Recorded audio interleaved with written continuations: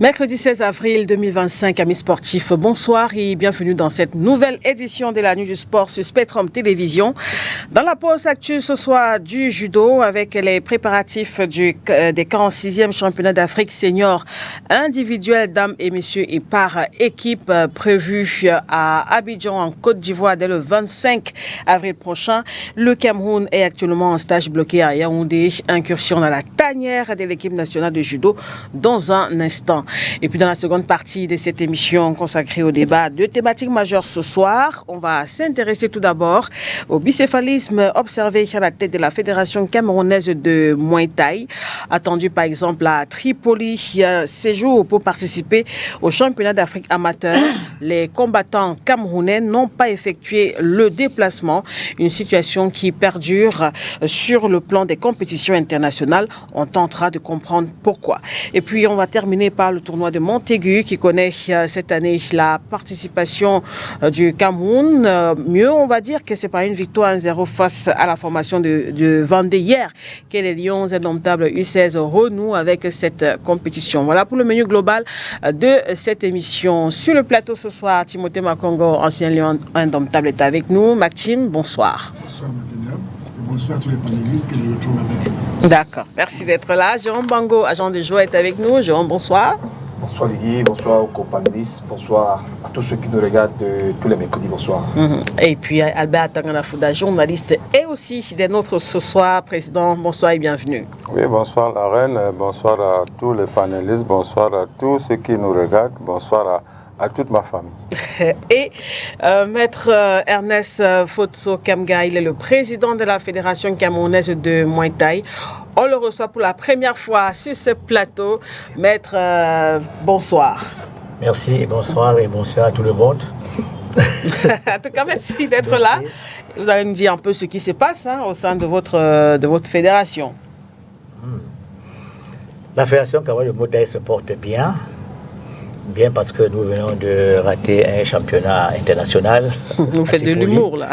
À Tripoli, donc je peux dire que ça se porte bien, puisque nous étions tellement très bien préparés et malheureusement, son Excellence, Monsieur le Ministre, a bien voulu nous accompagner cette fois-ci. Tout a été prêt. À la dernière minute, on a été surpris d'entendre que nous n'avons pas reçu l'accréditation pour rentrer en Libye. Donc c'est la raison pour laquelle nous ne sommes pas arrivés en Libye. Donc le championnat a commencé hier, du 15 au 19. Et nous, on partait du 13 au 20. Merci. Donc, on aura évidemment l'occasion de revenir sur cette situation tout à l'heure dans la seconde partie de cette émission. Et on démarre par la pause actu. Consacré tout d'abord au judo, vous le disiez tantôt, le Cameroun est actuellement en stage bloqué du côté de Yaoundé. C'est pour préparer les 46e championnats d'Afrique individuels seniors dames et messieurs de cette discipline. La compétition se déroule du 25 au 27 avril prochain du côté d'Abidjan en Côte d'Ivoire. Quel est l'état d'esprit du Cameroun à quelques jours justement de cette compétition africaine? Nous avons rencontré l'équipe en stage hier soir, notamment du côté des Bastos à Yaoundé. Écoutez, la coordonnatrice générale rencontrée par notre caméraman Thierry On à Yaoundé. Le stage se déroule jusqu'ici dans de très bonnes conditions. Nous sommes en stage depuis dimanche dernier, mais nous pouvons dire que nous avons démarré la saison depuis le mois de janvier avec une compétition à l'international où nous avons eu les athlètes engagés à l'African Open de Casablanca, où ils se sont bien comportés. Nous avons enchaîné avec plusieurs compétitions au niveau national. Rendu à ce niveau à pratiquement 10 jours du début des championnats d'Afrique, le moral est au beau fixe. Nous peaufinons la préparation, nous sommes au niveau de l'affûtage avec quelques réglages. Comme vous avez pu le constater, ici nous sommes à 3 séances par jour. Progressivement, nous allons commencer à rentrer dans la phase de récupération pour permettre aux enfants d'être au point le jour J. Donc ce soir, la séance est relativement calme. Nous allons faire des outils-komi, des nagi-komi et demain nous allons essayer de remonter un peu. Donc la préparation se passe jusqu'ici très bien. Le staff médical est là pour remédier à certains petits bobos. Et voilà. Non, pour le stage bloqué, nous avons 15 athlètes en stage, 9 dames et 6 messieurs. Pour l'expédition d'Abidjan, nous aurons 10 athlètes qui prendront part au 46e championnat d'Afrique. Donc 6 dames et 4 messieurs. Mais vous savez, il faut toujours affûter. Si nous est donné de commencer la compétition demain, je peux vous dire que tous les 10 seront prêts pour le Adjimi. Pour demander au public de soutenir la team Cameroun de judo qui va se rendre du côté d'Abidjan. Les pouvoirs publics ont mis les moyens à disposition pour que nous ayons une meilleure préparation et nous osons croire que la participation suivra. Donc juste bonne chance à la team et nous appelons le public à être derrière leur équipe pour plusieurs titres de champion d'Afrique. Il y a une grande communauté camerounaise à Abidjan. Oui, vous savez, Abidjan, c'est la belle famille. Donc, quand on est à Abidjan, on se croirait à Douala. Donc, nous allons nous sentir à la maison et nous pensons que les athlètes vont descendre dans l'arène sans complexe.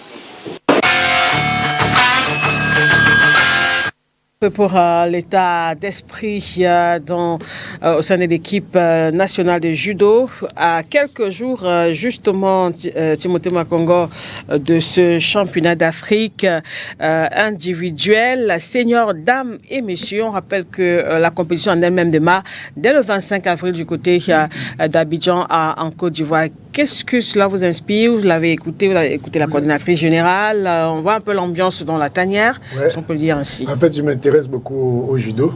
Et récemment, lors des championnats de Casablanca, et je me suis réjoui de voir que le Cameroun avait obtenu pas mal de médailles, que ce soit à l'Open de Casablanca. En réalité, depuis plus d'une vingtaine d'années d'ailleurs, le judo se comporte bien au Cameroun. Il y a beaucoup de sérieux. Les arts martiaux même en général, parce qu'on a vu le Nambudo, on a vu l'aïkido, on a vu beaucoup d'adeptes de ces sports-là. Et nous avons pas mal de maîtres. Et ce que j'ai trouvé très sérieux chez eux, c'est qu'ils n'hésitent pas à appeler les encadreurs étrangers, des experts étrangers, pour leur donner un coup de main au niveau de l'encadrement. Maintenant, le problème qui se pose, c'est le sérieux des administrateurs camerounais, comme d'habitude. Mais je pense que dans le judo, dans les arts martiaux, d'une manière générale, ils sont très, très organisés. Ça se voit dans leur fédération, dans les sérieux, dans leur tenue même, dans leur comportement, dans les dispositions qu'ils prennent à l'endroit. Mais j'ai toujours peur de ce côté pas toujours engagé de l'administration camerounaise. Voilà. Alors, on va peut-être poser la question à un expert aussi dans les arts martiaux sur ce plateau. Maître Fotso, peut-être un commentaire sur cette équipe de judo qui prépare les championnats d'Afrique. Franchement, je suis très fier de voir dans quelles conditions les gars s'entraînent. Déjà 3 séances d'entraînement par jour, ce n'est pas donné n'importe qui. Ça veut dire que l'équipe est vraiment très sérieuse et le programme est très bien ficelé. Donc, comme j'ai entendu tout à l'heure, ils disaient qu'ils vont rentrer dans la phase de récupération. Ça, c'est normal.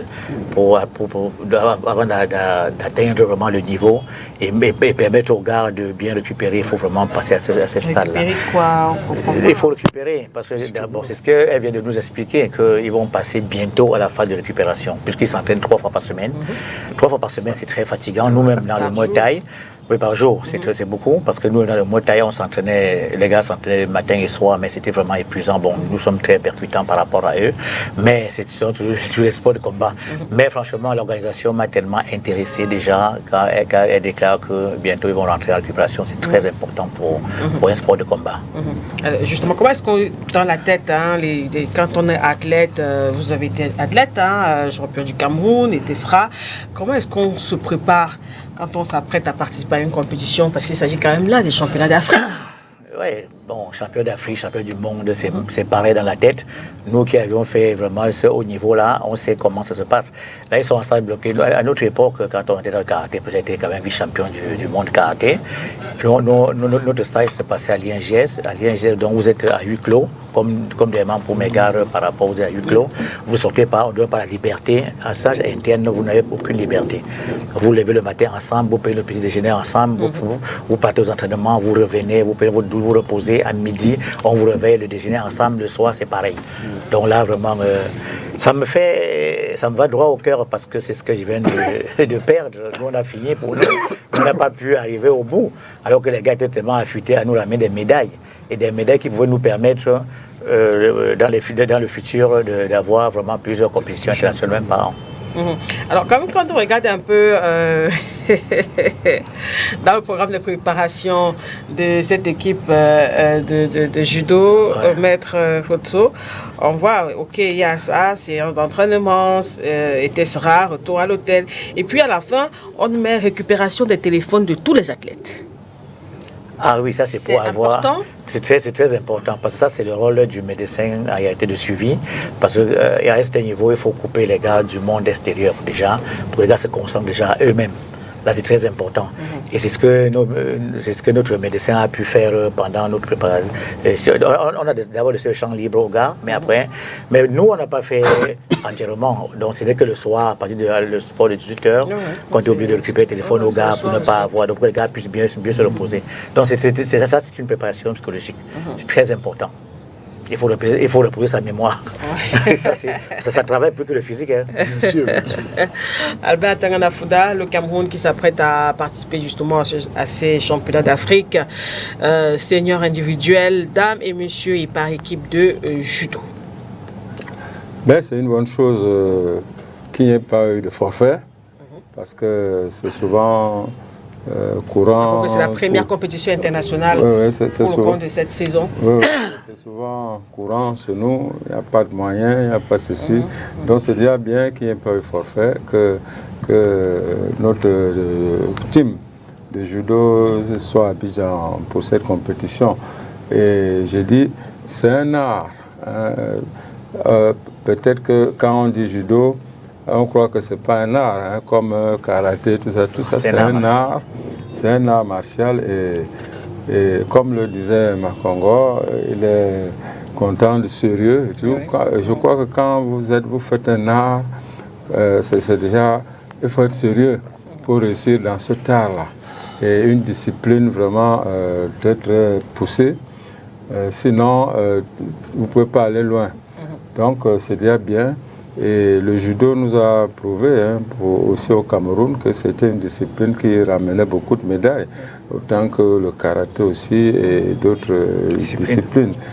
Surtout, c'est bien, les sports individuels nous ont prouvé qu'ils ramènent souvent beaucoup de médailles, qui n'ont pas la même portée médiatique que les médailles ou les petites avancées, parce que quand le football arrive en demi-finale, on en fait toute une fête, alors que les adeptes des arts martiaux gagnent des médailles d'or, c'est à peine si on en parle, et c'est ça qui est dommage. Alors que le premier sportif de ce pays avait bien dit, il n'y a pas de sport majeur, pas de sport mineur, pas de sport réservé, donc il faudrait qu'on corrige ça un peu. Donc je crois que nous allons ramener des médailles.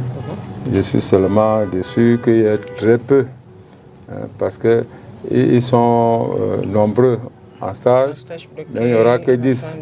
Il n'y aura que 10 qui iront à Abidjan. Et beaucoup plus de femmes. Je ne sais pas pourquoi. Peut-être qu'elles sont plus performantes. Peut-être qu'elles sont plus performantes. Attends, c'est 4 femmes, non? Non, 6 femmes. Il y a 6 femmes, 4 hommes. C'est bien. Nous attendons de les voir au pied du mur et j'espère qu'il y aura 10, si ce n'est pas 10 médailles d'or, au moins 10 médailles or et argent. Et bronze. Non, moi je ne veux même pas de bronze. Pour terminer sur le sujet, Jérôme Bango, par rapport à ce stage préparatoire au championnat d'Afrique. Moi je vais dire tout simplement un mot dans le sérieux du président de la fédération. Depuis un bon bout de temps, il essaie de mettre des pieds et des mains pour que le judo au niveau du Cameroun soit dans la continuité. Parce qu'on a suivi son stage du côté de DA, puis ici à Douala. C'était l'ouverture de la saison, c'était pas le stage. Bon, voilà l'ouverture de la saison, puis ici à Douala, puis actuellement du côté de Bastos pour les compétitions africaines. Donc je crois que lorsqu'on suit bien cette fédération, on se dit que, comme par le passé, c'est une fédération qui essaie de mettre tout en sa faveur pour que plus tard qu'on gagne des médailles.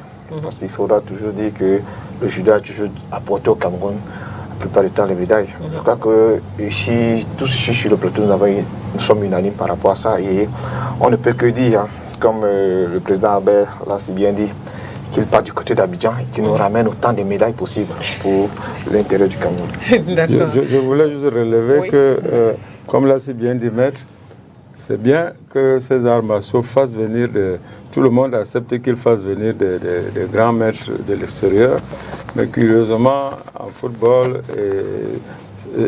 enfin spécifiquement en football, beaucoup de gens sont contre l'apport des experts étrangers. Je ne comprends pas pourquoi, alors que ça se fait partout, dans tous les pays du monde. Même la France a fait venir un Roumain dans les années 80. Quand ça ne va pas, il faut faire venir d'autres experts extérieurs. Oui, mais dans le sport individuel, quand même, c'est assez différent des sports collectifs. Hein, parce que les sports collectifs avancent presque mondialement ensemble. Mais les sports individuels, il faut faire venir quand même des spécialistes, des gens qui ont du culot, qui sont à la base même de la création de certains sports. Et même, je vais ajouter aussi, pour la promotion de ces sports au Cameroun, je me rends compte que certaines personnes, comme Francine Gamou, qui est devenu champion du monde, et il n'a connu que lorsqu'il est devenu champion du monde. Et il a tout de suite engagé à faire la promotion du MMA partout, récemment à Bafoussam, il a organisé. C'est extraordinaire. Mais je ne vois pas l'intervention des pouvoirs publics. On dirait que les pouvoirs publics jouent juste un rôle de récupérateur. C'est-à-dire que dès qu'on est champion du monde, parce que le judo qui parle là maintenant, on oublie toujours de dire que nous avons eu des champions d'Afrique. Champions d'Afrique au judo. Mais on n'en parle pas, on tire sur les artistes. Et j'ai dit, c'est les administrateurs, les hommes de l'administration camerounaise qui tirent les lauriers de ces succès camerounais. Là. Parce que le judo, tout le monde l'a dit ici. Le président Fouda il a bien dit. Estimait que autant au judo, on peut faire, autant dans les sports individuels, on peut faire venir des experts, mais dans les sports collectifs comme le foot, c'est compliqué. C'est plus compliqué parce que c'est organisé autrement. C'est quand même, on a maudit qu'il n'y a pas de sport mineur, il n'y a pas de sport majeur. Le sport majeur reste quand même. Ça devrait être compliqué. Aussi du fait qu'au football, la majorité des acteurs ont la plupart des temps évolué à l'international. Donc on a presque au même niveau. Voilà, on a presque au même niveau que les respectives étrangères. Parce qu'on a pris les cas ici des étrangers qu'on a fait venir qui n'ont même pas eu la moitié je veux dire, du niveau de certains Camerounais déjà sur le terroir. Mais lorsqu'on veut parler des sports individuels, mais là, dans le Cameroun, devait plutôt demander l'expertise des grands compétiteurs, de ceux qui ont été lauréés, de ceux qui ont été...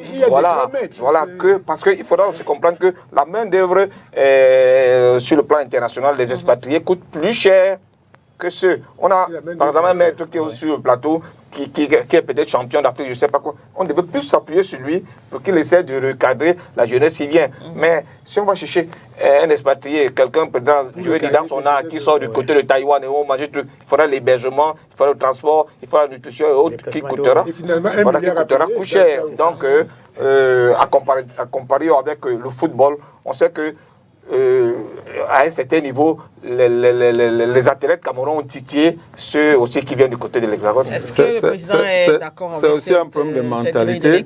C'est aussi un problème de mentalité parce que lorsqu'on voit les unes d'un grand journal comme l'Équipe, ce n'est pas forcément le football qu'ils mettent à la une. Hein. Oui, une autre preuve, c'est un judoka dont ils ont fait la promotion et qui est même devenu un ministre, si on peut l'appeler comme ça.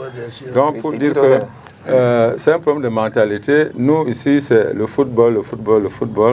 Mais bon, il faut que les médias puissent aussi s'approprier d'autres disciplines de manière à faire leur promotion, même si c'est aussi vrai qu'il faut être accompagné. Les médias doivent être accompagnés dans cela parce que si tu titres sur le Muay Thai, c'est pas à la une, je ne suis pas sûr que tu vas vendre beaucoup d'exemplaires parce que ce n'est pas très bien connu. C'est vrai. Donc, c'est un problème d'accompagnement. Comme la CBD, oui, d'accompagnement même des médias, et pour faire la promotion de tous les sports. D'accord. Alors, on va donc rappeler que la délégation camerounaise quitte le Cameroun le 22 avril prochain. S'ils partent. Ils vont partir. Ah bon? Alors, on parle basketball. Le Cameroun abrite dès ce mercredi 16 avril 2 sessions de formation à Yaoundé et à Douala dans le cadre du projet baptisé Avoba. Qu'est-ce que c'est concrètement? Quel est l'objectif d'un tel programme? Nous avons joint au téléphone, depuis Limbé hier, Cédric Johnson Maleki. Il est entraîneur FIBA numéro 2 et point focal sport scolaire à la Fédération camerounaise de basketball. Nous vous proposons de l'écouter. Avoba est un programme de développement et de collaboration entre la Fédération française de hand, de volley et de basket. Et les 6 pays concernés sont la Fédération du Cameroun, le Maroc, Tunisie, Sénégal, Côte d'Ivoire et Bénin. Avoba a pour objectif de promouvoir la pratique sportive et ses valeurs auprès de la jeunesse africaine.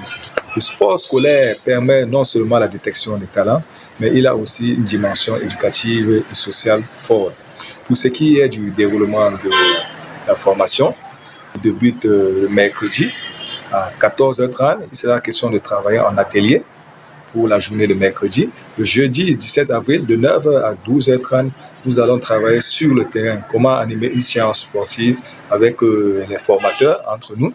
Et de 14h à 17h, nous allons faire un atelier. Nous allons travailler en atelier toujours, en salle.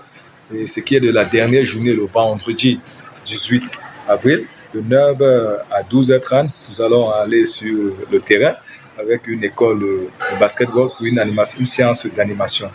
De 14h à 18h, nous allons travailler en atelier et les travaux communs. Et nous allons avoir une cérémonie de clôture. Ça va une cérémonie de clôture pour terminer les attentes de la fédération.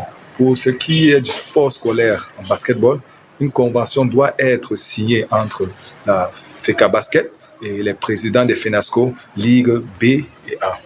Pour un bon suivi, pour former les encadreurs dans chaque région, pour que nous puissions être en collaboration pour la formation en sport scolaire avec les fédérations.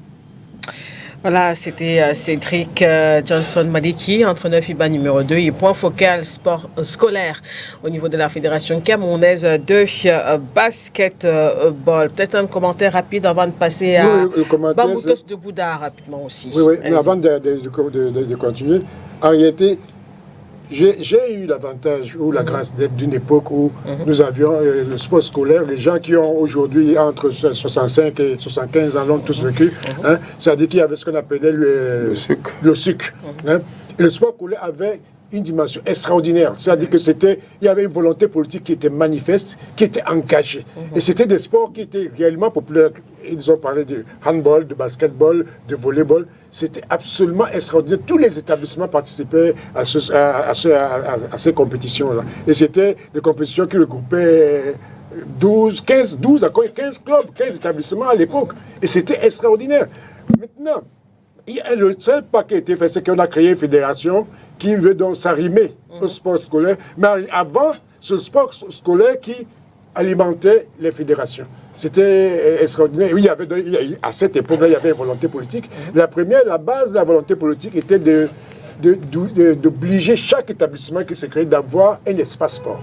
Oui. Or, sur 100 établissements aujourd'hui au Cameroun, 60 n'ont pas d'espace sport. C'était obligatoire, ça faisait partie de l'éducation, comme il a dit. C'est une réalité éducative qui n'existe plus. Parce que de plus en plus, les gens qui sont entrés dans le gouvernement sont devenus des gens qui n'ont pas jeté un coup d'œil dans le sport. Ils ont cru que le seul sport qui est valable, c'est le sport intellectuel. Aujourd'hui, on a quand même les jeux FENASCO. Les jeux FENASCO existent, mais ça n'a plus la même force que les jeux au sucre d'avant. Vous voulez quoi? Ce que je veux dire, c'est que si nous pouvons revenir de manière forte dans l'éducation physique et le sport en général, comme une matière progressive, une matière qui compte, parce que c'est déjà des matières à coefficient presque demi ou non, c'est coefficient intéressant, Et en réalité, l'expression corporelle est aussi puissante que l'expression intellectuelle. Et il faut qu'on passe par le sport. Et au niveau du nationalisme, même du patriotisme, le sport a mieux rassemblé les hommes. Dans une société multi-ethnique comme le Cameroun, ce sport a contribué à rassembler, à tuer même ce côté tribaliste qui pouvait exister entre des différences qui existaient entre les tribus. Donc je dis que le sport actuelle doit prendre une forme dès la base. Il faut encore revoir le FENASCO, il faut reprendre la FENASCO, il faut revenir sur des exigences et croire que c'est quelque chose de très très important. On a l'impression que l'expression physique est en deçà de l'expression intellectuelle. Or, cette expression physique est vraiment la plateforme pour rassembler les peuples d'une nation. Et je suis embêté que la plupart d'hommes politiques qui sont là-dedans pensent qu'il faut être professeur pour être sportif. Je dis, il y a un problème. D'accord. Alors, on va clôturer cette première partie de l'émission avec un autre fait d'actualité en rapport avec le foot. Président Atangana Fouda, on a observé ces derniers jours une sorte de retrait de certains clubs du championnat professionnel de football au Cameroun. Il y a eu récemment Ndiko Football Club de Banjul en Elite 2 et puis ces jours-ci c'était Motos de Bouddha en Elite 1 qui a décidé tout simplement de ne plus prendre part au championnat, même si on va constater que sur le terrain l'équipe semble continuer ces entraînements. Donc, du coup, quelle est la lecture, par exemple, que vous faites de cette décision? Vous savez, pour qu'une équipe, une association puisse arriver à cette décision, ça veut dire qu'il y a eu beaucoup de chemins parcourus pour essayer, pour que les choses soient arrangées. Mais comme eux-mêmes le disent dans leurs lettres, il y a eu beaucoup d'interpellations, beaucoup de contacts avec la fédération pour que les choses soient normalisées. Et ils n'ont pas eu de réponse. Et ça doit être ça, c'est ce qui a motivé. Parce que vous savez, déjà avant la fin de la phase aller, beaucoup de clubs avaient déjà voulu gréver, ne pas jouer pour la phase retour à cause des mêmes récriminations, pas les subventions qui ne viennent pas, qui sont annoncées, mais qui n'ont pas, et pour Bamboutos, des primes. Depuis 2 ans, ils ne reçoivent rien, pourtant c'est annoncé en grande pompe. Tout cela, ça asphyxie les clubs. Parce que pour aller jouer à Garoua contre 2 clubs, ce n'est pas moins de 3 à 4 millions. Parce que donc ça pèse lourd. Et il faut ensuite, quand vous êtes à Douala, il faut aller dans tous les autres coins du pays, ça pèse lourd. Et si vous n'avez pas de subvention, je suis souvent surpris quand des gens disent est-ce que vous vont créer les clubs pour atteindre les subventions. Mais écoutez, même la Fédération camerounaise de football est subventionnée par la FIFA. Est-ce que nous l'avons créée pour recevoir ça? Mais c'est une convention globale. La FIFA donne des subventions à toutes les fédérations au même niveau, même somme. Maintenant, c'est à vous à trouver d'autres moyens. Donc, c'est à la fédération à trouver les moyens. Malheureusement, apparemment, ces moyens sont là, mais n'arrivent pas aux acteurs, n'arrivent pas aux présidents de club. Si je vous dis, par exemple, au football féminin, 2e division, il est anormal qu'on nous fasse commencer les entraînements en octobre pour finalement jouer le championnat en juin pendant 3 semaines. Imaginez ce que ça coûte en dépenses d'encadrement de ces enfants pendant 10 mois pour un championnat de 3 semaines, tout juste bâclé comme ça. Et si déjà, à ce niveau de catégorie, on se plaint financièrement, je ne sais pas, au haut niveau, en ayant professionnel, c'est beaucoup plus grave. Parce que le président est arrivé, sans concertation, a annoncé que les salaires montent à 200 000. Je ne sais pas si vous voyez ce que ça coûte au club qui, en fait, n'ont pas de grands moyens, encore que Makongo peut le soutenir.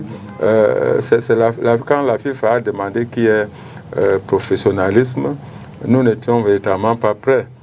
C'est l'État qui a accepté qu'on le fasse.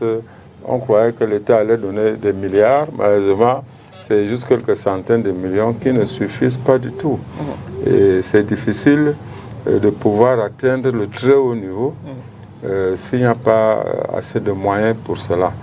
Donc, malheureusement, ce que Bamboutos aujourd'hui fait, plusieurs autres clubs peuvent le faire.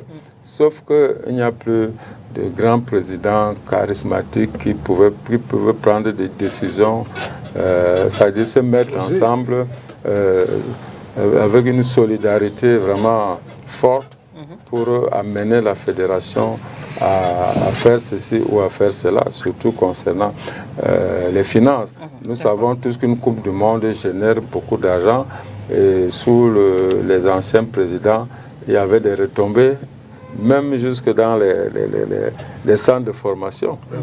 Mais depuis le Qatar 2022, aucune nouvelle.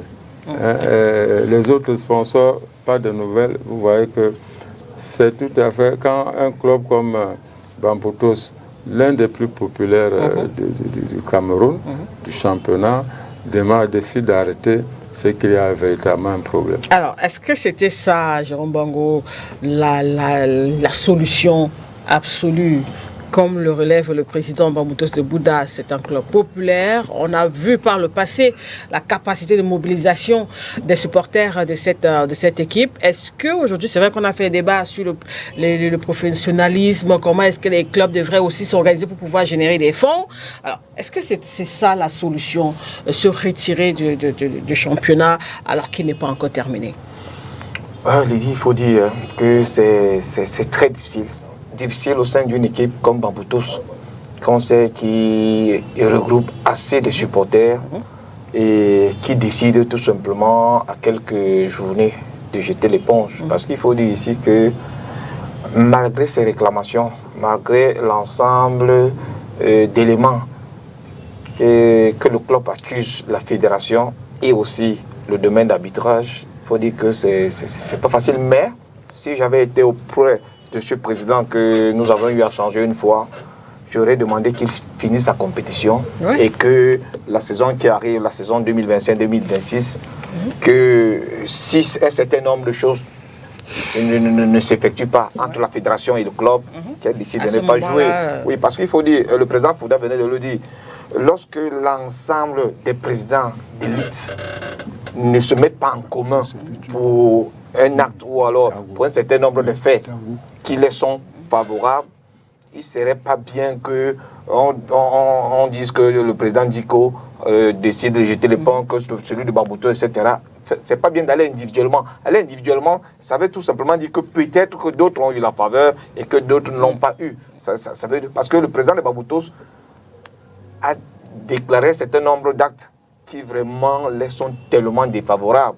Les primes, l'arbitrage et tout, mais comme je dis, il était toujours mieux. Le championnat, nous avons encore quelques 2 ou 3 journées pour aller à la fin. Il fallait tenir tête, finir, parce qu'à ce moment, on punit les joueurs, parce que le club aura une sanction. Le club aura une sanction. Qu'est-ce qui devient dans ces situations? Et les joueurs aussi. Alors, il faudra déjà estimer que lorsqu'on a un forfait général, on peut être relégué à une division, que revenir à l'élite plus tard ne serait pas facile. Maintenant, est-ce que lorsqu'on sera à la division aussi relégué comme ça, vraiment il faut dire, pour l'équipe, on aurait dû finir. Voilà, l'équipe aurait dû quand même terminer le championnat et puis attendre la saison. De revendications sur la décider de participer à la prochaine édition du championnat. On a vu ça à Ast, qui plus tard, le TAS a donné gain de cause et puis la fédération a tout simplement refusé l'exécution de la décision qui venait du TAS. Donc,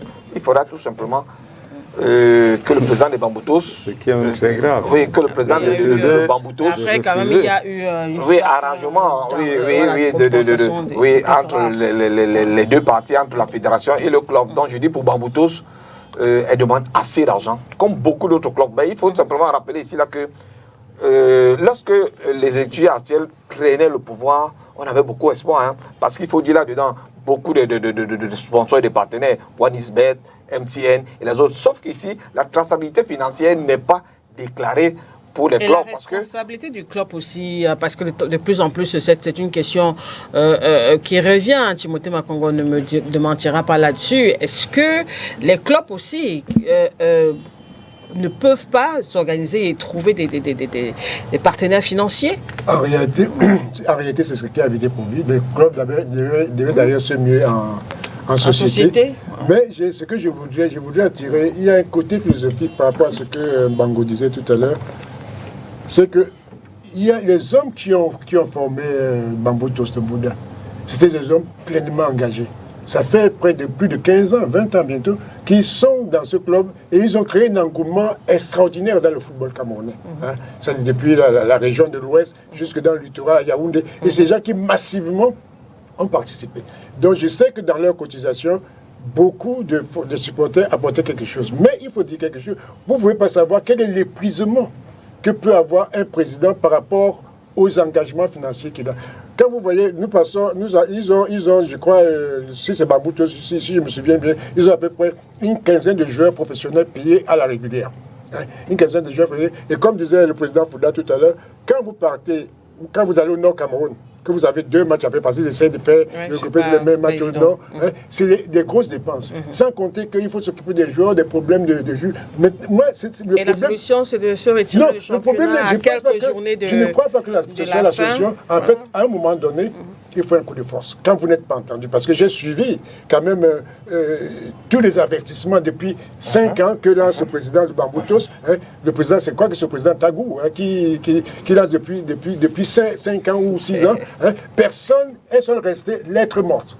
Mais il y a aussi d'autres clubs qui interdit d'aller en compétition CAF. Il y a aussi d'autres équipes qui ont des griefs de la fédération, mais quand même aller jusqu'à se retirer du championnat. La seule chose qu'on peut reprocher au club Bamboutos, c'est le fait qu'ils ne sortent pas un cahier de charges pour mettre en évidence aux yeux de tous les supporters, aux yeux de toute la population, les véritables charges qu'ils ont. Parce que le discours qui peut paraître parfois stérile, mais je les comprends. Et puis, il faut dire une chose, quand même. Il ne faut pas le négliger. Le Cameroun, pendant plus de 10 ans, l'État du Cameroun n'a pas apporté de l'argent au football du Cameroun. Parce que quand nous avions le sponsor qui était l'équipementier qui était Puma, hein, nous recevions près d'une vingtaine de milliards par an.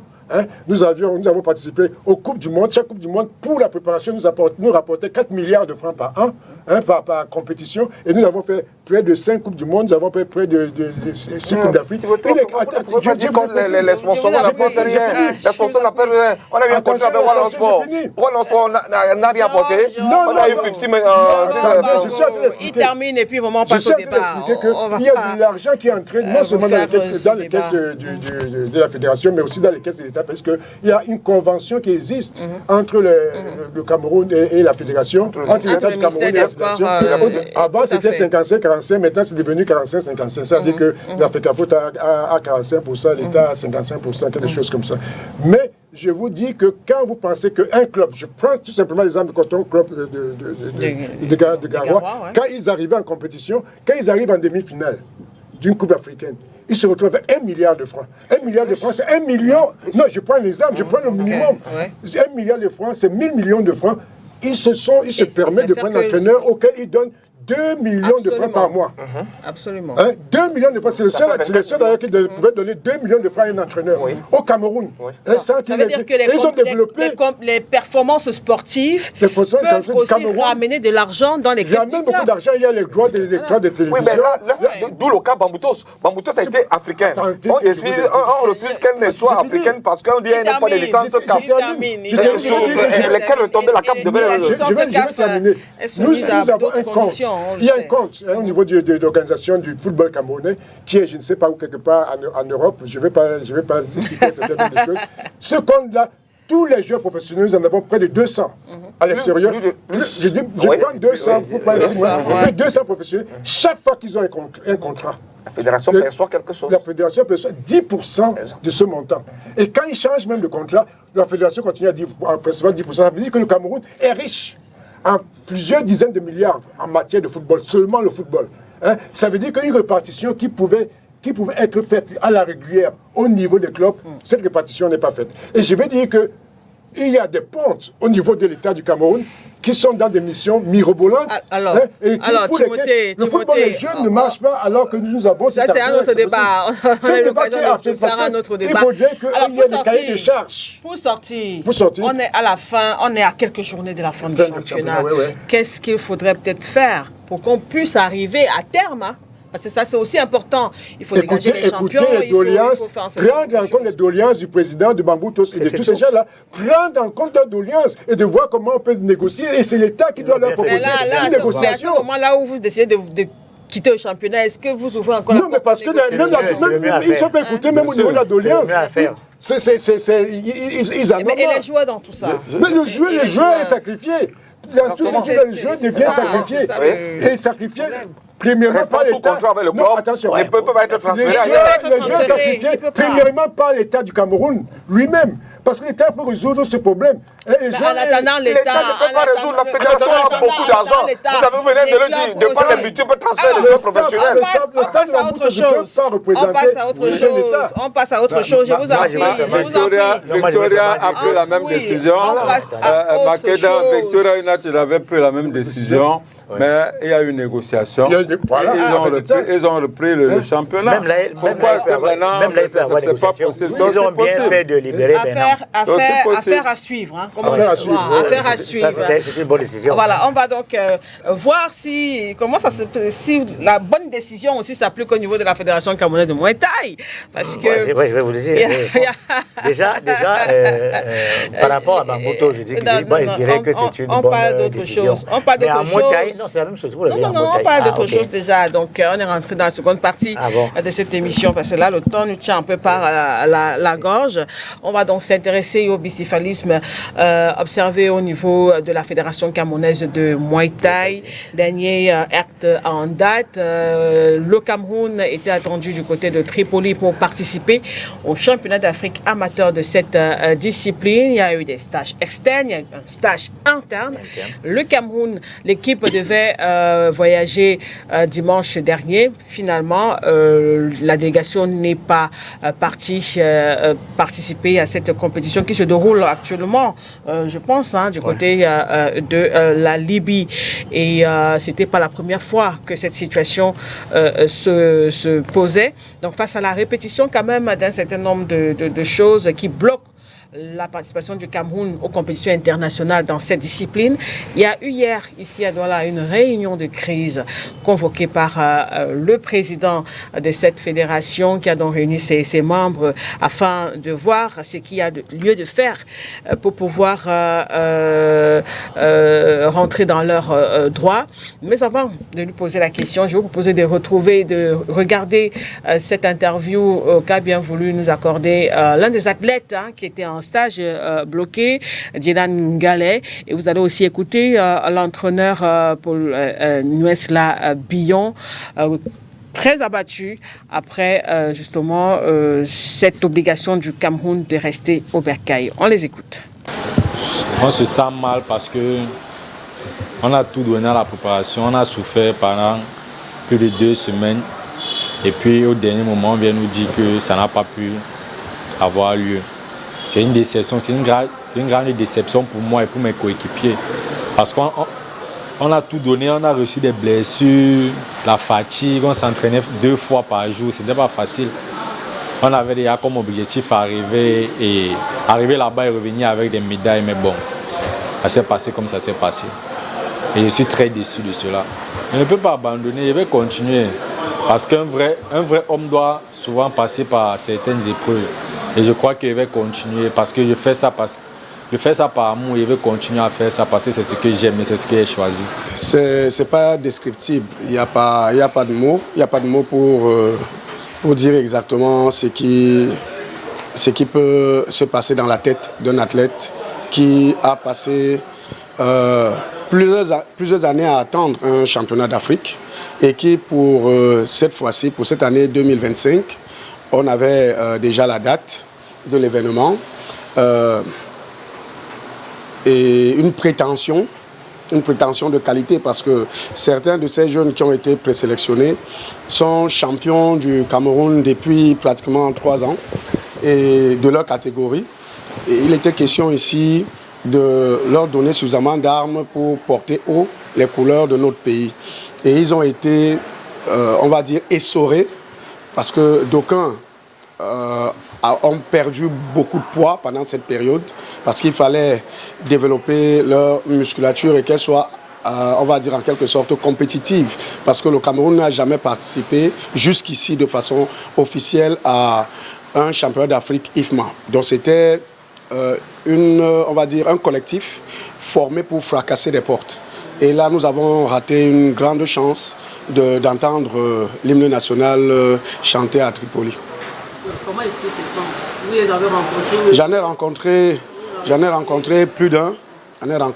Ils sont abattus, on peut même dire totalement perdus. Et la déception est tellement grande parce que nous savons comment il est difficile d'avoir souvent la confiance du MINSEP pour ce type d'expédition.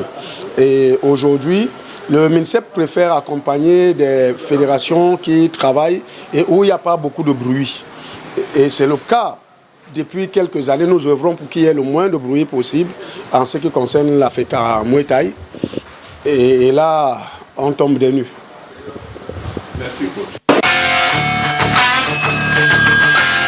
Voilà un tout petit peu l'état d'esprit et des combattants et de l'entraîneur au lendemain de ce qui s'est passé. L'équipe obligée de rester au Cameroun et de ne pas participer à ces championnats d'Afrique amateurs de Muay Thai à Tripoli.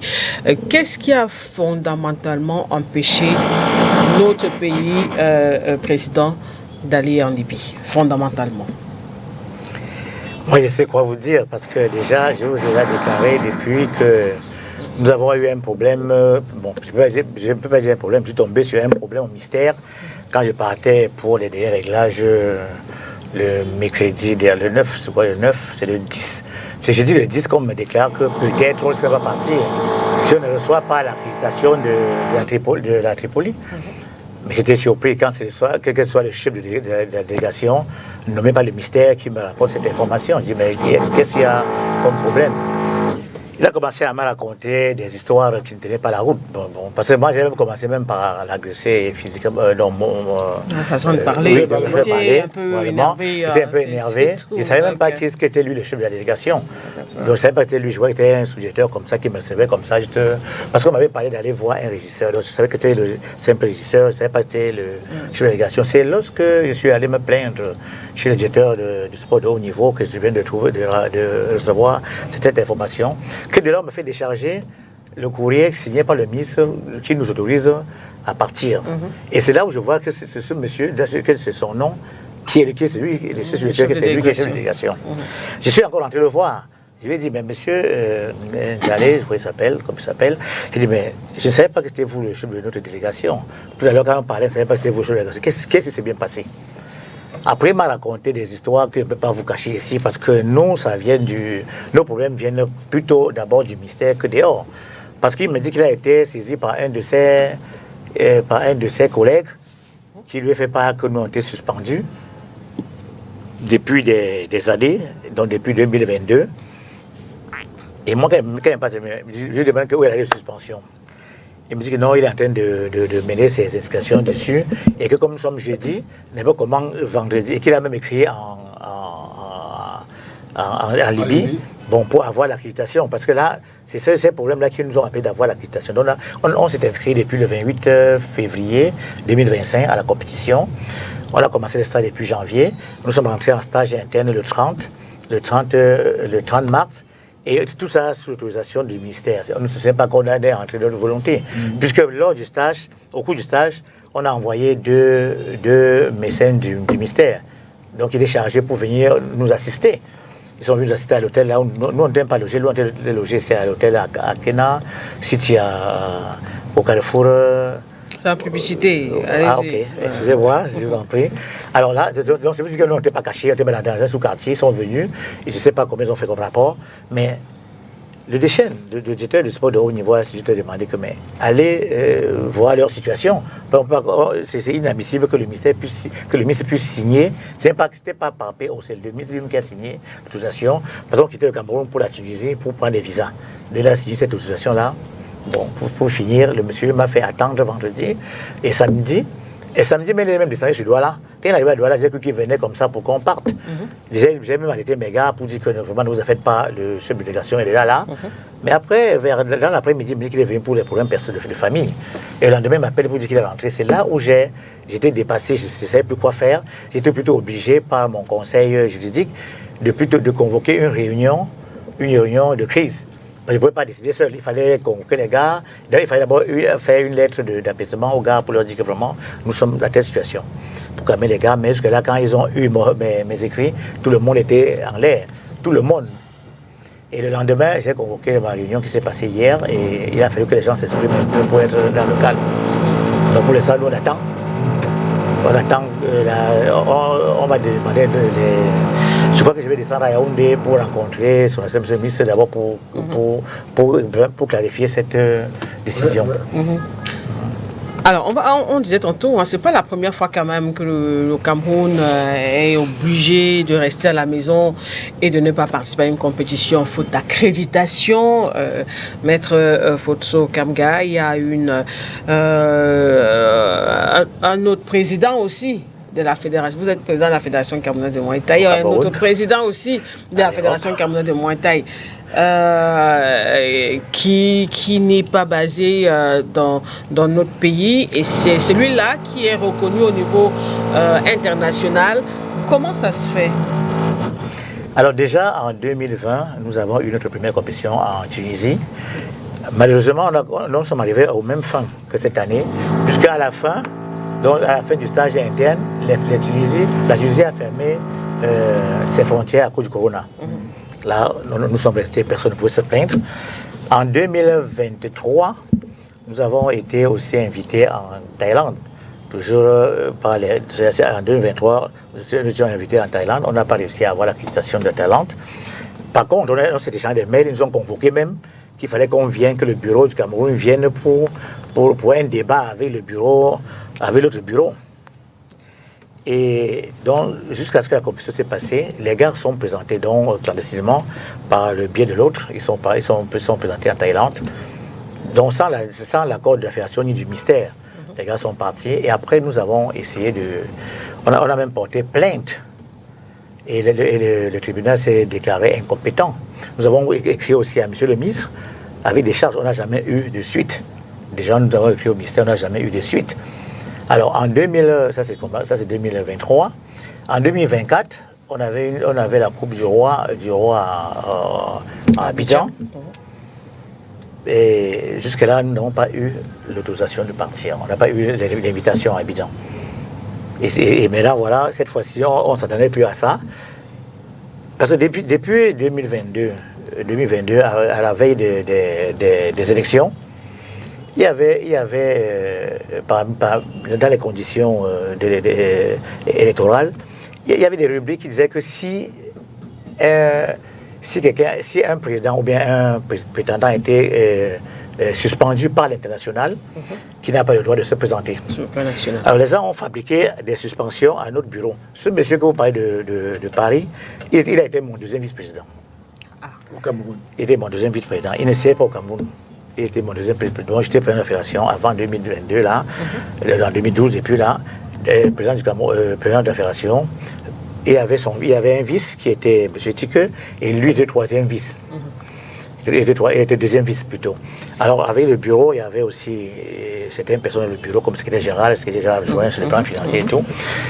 Et maintenant, donc, lorsqu'il a fabriqué la lettre là pour me suspendre, avec le président, le secrétaire général et le chef du département financier adjoint. On a envoyé ça directement en cachette au ministère. Et le ministère de la nous a envoyé que bon, voilà, on dit que vous êtes suspendu pour les élections, machin, tout ça là. On va appeler ça la veille. Nous avons récupéré la lettre. On était obligé d'écrire à l'international. On a eu des réponses que c'était du faux. Et maintenant, et c'est là où le directeur de sport de Demsos Lui-même, ils ont mené leur investigation. Ils ont trouvé que c'était vraiment un faux dossier. Donc, c'était vraiment faux. Ils sont allés jusqu'à l'international. C'est pour cette raison qu'on nous a autorisés à participer aux élections. Après les élections, nous avons envoyé les lettres, dont les décisions ministérielles, à cette organisation qui est l'IFMA, dont nous avons envoyé ça avec la liste du bureau exécutif actuel. On ne s'attendait plus à ces problèmes aujourd'hui. Donc nous étions vraiment surpris d'entendre encore les histoires de suspension aujourd'hui. Après ça, avant ça, on va d'abord trimballer dans les tribunaux ici après les élections, ils ont porté plainte au comité olympique. Du côté du comité olympique, on m'a convoqué. Parce qu'il y avait une sentence là-bas, on m'a convoqué. Il fallait que chaque parti devait payer 300 000. Je leur ai dit que la Fédération camerounaise n'a pas d'argent et qu'elle ne serait pas en train de payer cet argent de 300 000, qu'ils n'ont qu'à payer pour nous. Et que je ne viendrai même pas. Je ne suis pas allé. Mais ils ont payé 600 000 pour nous, pour les deux partis. Et la sentence a été donnée comme c'est. Jusque-là, on les a déboutés. Et j'ai la grosse. Nous avons déposé ça aussi au ministère. Et on a aussi envoyé ça à l'international. Donc on a été surpris vraiment d'avoir cette situation aujourd'hui. Mais les assemblées générales avaient des procès-verbaux, non? Oui, même en mars. Les procès-verbaux qu'on a envoyés au ministère et au comité national olympique. Oui. Qu'est-ce qu'ils disent, les deux partis?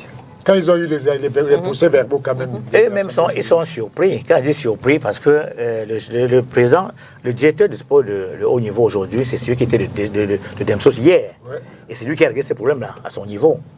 Maintenant, aujourd'hui, c'est toujours au déchaîne. Il ne se rend pas compte qu'il y a encore ces problèmes. C'est quand je lui ai présenté le problème qu'il a convoqué le président, le chef de délégation.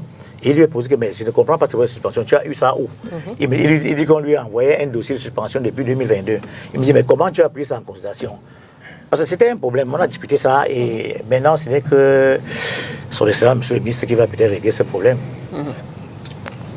Président Albert Attané-Fouda, est-ce que vous comprenez? C'est ce que nous vivons actuellement. Ce qui se passe. C'est trop compliqué parce que tel que le décrit le président national, il ne devrait pas avoir de problème. Mais il y a trop de sous-entendus, beaucoup de choses en coulisses qui créent des sanctions. Ça sanctionne les athlètes qui ne peuvent pas partir, qui sont dessus, les encadreurs techniques. Et vraiment, c'est dommage. Parce que moi, je ne comprends pas. Il a tellement bien expliqué le problème et que cette fameuse suspension soit toujours revenue. Mais moi, je crois que c'est la confédération. Vous avez une confédération? Je crois que la confédération qui organise le championnat amateur en Libye qui est le problème. Parce qu'ils ne peuvent pas prendre une décision avec le pays hôte de ne pas vous donner une accréditation alors que c'est eux qui sont supposés gérer tous les problèmes qu'il y a eu en sachant qu'il n'y avait pas de problème au Cameroun. Et parce que quand un pays décide d'organiser une compétition internationale, c'est avec le cahier de charges de la Confédération en lequel vous avez beaucoup de facilités, de visas, beaucoup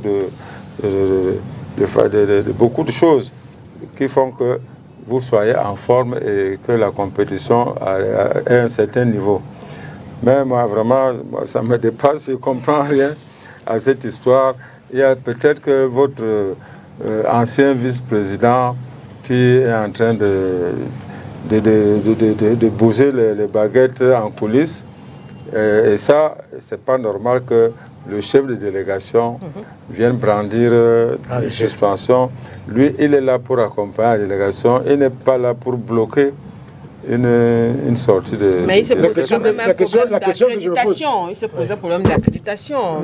Le problème qui se pose en réalité, c'est-à-dire que nous sommes en face d'une fédération camerounaise de moyenne taille qui est créé au niveau du Cameroun. Qui a créé au niveau du Cameroun, qui a fait son assemblée générale au niveau du Cameroun avec des procès-verbaux. Il y a une lettre du ministre qui autorise que les athlètes de cette fédération aillent en compétition. Tout à fait. Et c'est pour ça que vous devez noter la gravité des manquements camerounais. Vous ne pouvez pas penser qu'un ministre a fait une lettre pour qu'une délégation se déplace. Parce que ce que les gens ne disent pas très fort, que toutes les fédérations de tous les pays de la planète Terre ont, c'est-à-dire que c'est les pays qui décident d'abord et qui informent l'organisme la tutelle qui est haute. Mais ce n'est pas la tutelle qui décide qui va entrer, qui ne va pas entrer, mais c'est le pays qui décide. S'il y a une lettre du ministre qui est déboutée, qui est mise de côté par un agent du ministère, je dis que nous sommes dans quel pays? Expliquez-moi comment un agent du ministère peut rejeter la lettre d'un ministre et le ministre et ça se met en application au office d'une délégation parce que... il y a aussi l'accréditation que l'équipe attendait qui n'est pas arrivée. Est-ce qu'à ce moment-là, il faut engager la délégation pour partir simplement partir? C'est qui demande l'accréditation, c'est ce qu'il a expliqué. Oui, il n'y a pas eu d'accréditation. Est-ce que l'accréditation est donc arrivée? Mais ce n'était pas nous, c'est le ministère qui devait recevoir l'accréditation. C'est pas arrivé. Parce qu'une fois qu'on nous convoque pour arrêter le budget, on vous demande, vous êtes prêt à préfinancer telle chose? Vous dites oui, en attendant qu'on débloque les fonds. Mais quand j'arrive à Yaoundé, tout est débloqué. Parce qu'il vise, tout est débloqué. Mais le délégué qui doit gérer tout ça, te dit carrément, je ne peux pas faire ceci. Mais j'étais tout de suite tellement déçu que je l'amène. Donc je suis allé me plaindre chez le directeur de sport de haut niveau, qui le convoque. Il lui rappelle la même chose. Et il lui fait pas que, normalement, que c'était un de ses collègues qui lui a filé l'information. Lui-même lui dit que je connais cette histoire depuis des années. C'est très grave. Et lui, ça veut dire qu'il a l'administration. Le monsieur même en question qui est en France, le problème qu'il a en France, c'est que lui, il a fabriqué un bureau qu'il a affilié à cet institut, à l'IFMA. Et maintenant, le siège, même si vous tapez maintenant Motaï, si vous tapez maintenant IFMA, vous allez trouver le bureau. Et le siège est à Seine, en France. Donc, son siège est en France. Et le directeur de sport de haut niveau a rappelé à ce chef de délégation que ce monsieur dont vous parlez a un siège, que depuis quand le siège de fédération peut être en Europe. Donc, ça veut dire qu'il étudie en Europe. C'est ce que le gars lui a demandé, qu'aller régler ce problème. Alors, quand il a dit ça, il attend l'accusation, il a envoyé les messages là-bas, il attend la réponse, jusqu'à ce que nous sommes restés comme ça. Donc, les gars sont là. Aujourd'hui, on ne sait pas si on va... Nous avons ouvert... L'Assemblée générale cette année, c'était le 15 mars, avec l'ouverture de la saison. Et quand nous donnons la saison, son excellence, monsieur le ministre, nous envoie un délégué. En plus, dans les délégués de Yaoundé, en plus du régional, pour venir assister. On se demande comment on peut arriver à ce niveau-là. Parce que le niveau même nous dépasse. Mais quand le monsieur a expliqué, normalement, c'est le ministère qui demande à ce pays. Puisque déjà nous payons, le ministère paye l'accréditation, c'est-à-dire dans l'affiliation à cette institut depuis 2017. Or, comme ça vient depuis 2017, ça vient au nom du gars. Nous ne sommes pas au courant. Puis ce n'est qu'après, parce que c'est qu'après la Thaïlande que nous avons su qu'il a un bureau et c'est pour ça que l'IFMA voulait que nous on vienne pour discuter avec eux. Nous avons même demandé en 2017 la festation de visa avec le secrétaire général pour nous rendre en Thaïlande. Mais on a refusé que nous ne pouvons pas aller répondre à un institut qui n'est pas fédéral, qui ne le reconnaisse pas. Bien sûr. On ne nous a pas donné l'autorisation. On avait demandé à partir de les rencontrer en Thaïlande pour défendre ce truc. Ils ont dit non. Parce qu'ils ont donné l'invitation qu'on vienne assister. Donc on vient discuter avec ce bureau en Thaïlande. Ils ont refusé l'accusation en 2023. Timothée Makongo, vous qui avez une grosse expérience des associations, à écouter un peu ce qui se passe dans ce cas de figure, qu'est-ce que cette fédération devrait, par exemple, faire dans ce cas de figure, c'est pour ça que je dis que la responsabilité de l'État du Cameroun est engagée entièrement. Et participer aux compétitions internationales. Pour que nous ayons une fédération camerounaise de football, je prends l'exemple du football, il a fallu qu'elle soit créée à l'intérieur du Cameroun et que le Cameroun fasse donc la demande d'être affilié auprès de la FIFA. De la CAF. Non, de la FIFA d'abord. On s'est affilié d'abord auprès de la FIFA et de la CAF après. Pour la démarche du Cameroun, bon, c'était une démarche bizarre. Mais c'est l'État du Cameroun qui demande cette affiliation. Maintenant, l'État du Cameroun dit, voici notre fédération. Maintenant, l'organisme supérieur s'adresse donc maintenant au bureau local directement, il commence à travailler avec le bureau local que l'État du Cameroun leur a présenté. Ça veut dire que si un individu à l'intérieur de l'État qui devient plus fort que l'État, au point qu'une lettre de ministre devient lettre morte, ça veut dire qu'il y a il y a un manquement anormal. Qu'est-ce que vous pensez de l'attitude, par exemple, des instances internationales? Non, je ne peux pas juger l'instance internationale parce que je ne sais pas avec qui elle est complice. Je juge l'instance nationale, c'est-à-dire le ministère des Sports. L'instance, la fédération qui est basée hors du Cameroun, oui. C'est elle qui participe aux compétitions internationales. Attends, je vais vous dire quelque chose. Je vais vous dire quelque chose. Bon, les Libyens, ils ont décidé par l'arabe, peut-être qu'ils ne comprennent pas les subtilités de la langue française, je ne sais pas ce qui s'est passé. Mais dans la réalité des choses, le ministre était déjà au courant de cette situation. Dans ce cas de figure, même pas les compétitions précédentes, comme le président le dit. Le ministre était au courant de cette réalité. Moi, c'est un truc qui est terrible. C'est de la souveraineté de l'État du Cameroun. Il faut que le ministre tape du poing sur la table. Le ministre tape du poing sur la table, disant que quelle est la fédération qui est en marche, pourquoi le ministre, ou quand le ministre est extrêmement léger, et qu'on fait mettre toute sa légèreté. Non, je vous en prie, vraiment. Je vous en prie. On parle quand même d'un ministre de la République. Mais d'un ministre de la République qui a... Alors, Timothée Makongo, c'est-à-dire quoi? Le ministre aujourd'hui doit pouvoir taper du poing sur la table. Saisir aussi... le ministre commence par mettre de l'ordre à l'intérieur du Cameroun. Et puis, voir aussi au niveau international. Non, le ministre commence par mettre de l'ordre à l'intérieur. Et une fois que l'ordre est mis à l'intérieur, le ministre informe la Fédération internationale que voici notre fédération, elle est installée au Cameroun, comme ça, voici son adresse. Il y a un procès verbal. On paye l'affiliation depuis, vous avez dit... Depuis 2017. Depuis 2017, donc il y a quand même la démarche qui a été avancée. Ça veut dire qu'il y a donc une complicité ministérielle. Il y a une complicité ministérielle, expliquez-moi ça. Non, ce n'est pas ministériel. La complicité pour l'affiliation, c'est que quand IFBA ne nous reconnaît pas et qu'il reconnaît ce bureau, parce que IFBA lui-même est basé en France. Donc, ils sont basés en France, ils reconnaissent ce bureau, ils ne nous reconnaissent pas. C'est ça le véritable problème. Le problème est que le gars, c'est une situation de titre. Donc le gars est basé, IFBA est basé en Europe. Donc, sont eux qui organisent toutes les commissions amateurs. Donc, la direction. Oui, ils ne sont pas. Non, il y a plusieurs organismes que nous, on veut s'affilier ailleurs. Mais depuis, nous sommes affiliés là-bas. Or, même cette affiliation devait payer cette année, on nous avait encore déjà de payer ça sur place, avant que tous ces étudiants la sortent du ministère. Parce que le vrai problème, c'est que le MIMAC, ça commence à sortir du ministère. Parce que le délégué dit devant le déchaîne qu'il y a un de ses camarades, dont un de ses camarades qui lui a dit que l'on était suspendu. Lui-même, il n'avait aucune arrière, il n'avait pas d'arrière-pensée. C'est quand on lui dit qu'attention, ces gens sont suspendus depuis 70. Et ils sont même allés jusque-là, au-delà. Parce que le même type, c'était un des sous-directeurs, je ne connais pas son nom. Il a demandé, il a dit au délégué que je peux même t'envoyer le numéro de ce monsieur. Il a envoyé plutôt le numéro à ce monsieur-là de l'Europe d'appeler le chef de délégation. Telle chose, je ne me fais pas que j'ai appelé, j'ai même appelé, donc j'ai compris qu'il y avait un problème. C'est une situation qu'il faut clarifier de manière concrète. À votre niveau, au niveau de la FECA Muay Thai, qu'est-ce que vous allez faire? Il y a par exemple il y a eu cette réunion de crise, on y était, on a vu un peu l'état d'esprit des uns et des autres qui estiment que bon, c'est assez. Il faut véritablement que la fédération fonctionne aussi sur le plan international, pas seulement sur le plan national. Est-ce que vous avez peut-être des voies de recours, des pistes pour pouvoir évidemment entrer dans vos droits? Déjà, nous avons décidé hier, à huis clos, on a écrit une lettre, qui va se déposer dans les jours qui suivent au ministère, non, à monsieur le ministre directement déjà, pour présenter les faits. Et après, à la réunion, il y a le procès verbal de la réunion, avec aussi les autres. Donc, on a fait. Donc, vous allez juste écrire une lettre, vous allez peut-être demander une audience pour pouvoir parler directement déjà, la lettre part. Par rapport à ce qui se passe. Après, il faudra qu'il fasse, parce que selon la décision, la lettre doit partir, il doit faire connaissance de la lettre avant que nous demandions l'audience. Okay. Déjà, actuellement, on nous a dit déjà qu'il est encore peut-être à Limbe pour le truc de Finasco.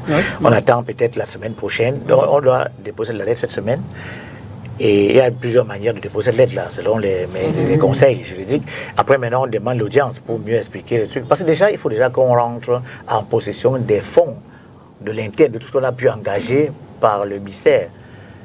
Parce que je ne peux pas me mettre à tout citer sur ce plateau, mais sinon, c'est malheureux. Mais il y a quand même une question que je me pose, parce que il y a quand même une assemblée générale.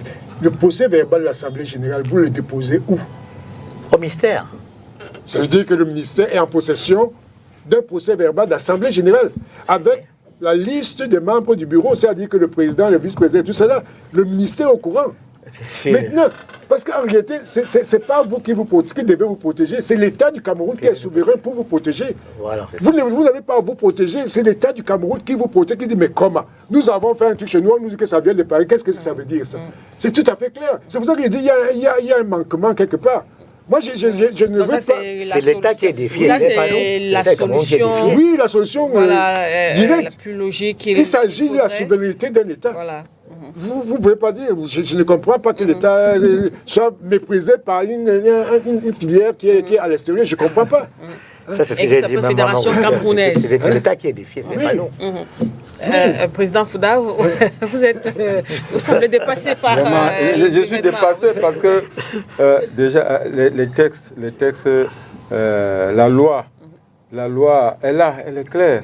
La loi sur les activités sportives et physiques, il faut être au Cameroun. Il n'est même pas camerounais maintenant, vous les Français. Il faut être au Cameroun. Les fédérations c'est bien écrit Fédération camerounaise.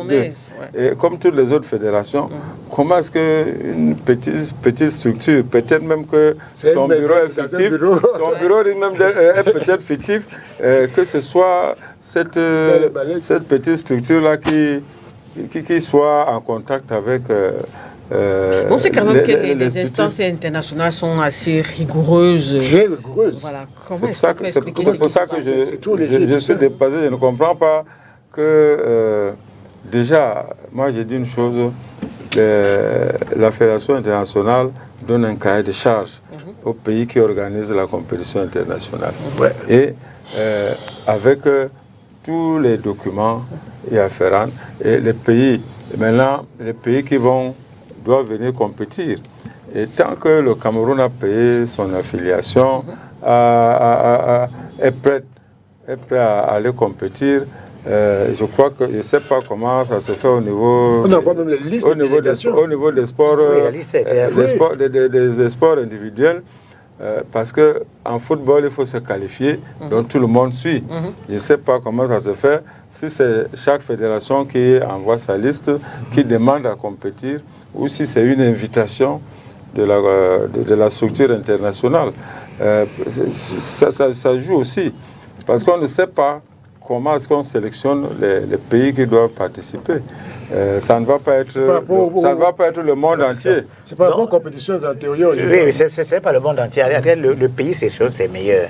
Il envoie. S'ils arrivent là-bas, si vous êtes nombreux dans une compétition, dans une catégorie, vous faites un tournoi. Ça se fait même un tournoi. Donc, alors, ce n'est pas un combat entre deux personnes. Ça peut être de 2, 4 des éliminatoires. On peut arriver 8. Ça peut être en huitième de finale, quart de finale, avant d'aller en finale. C'est comme ça que ça se passe en amateur.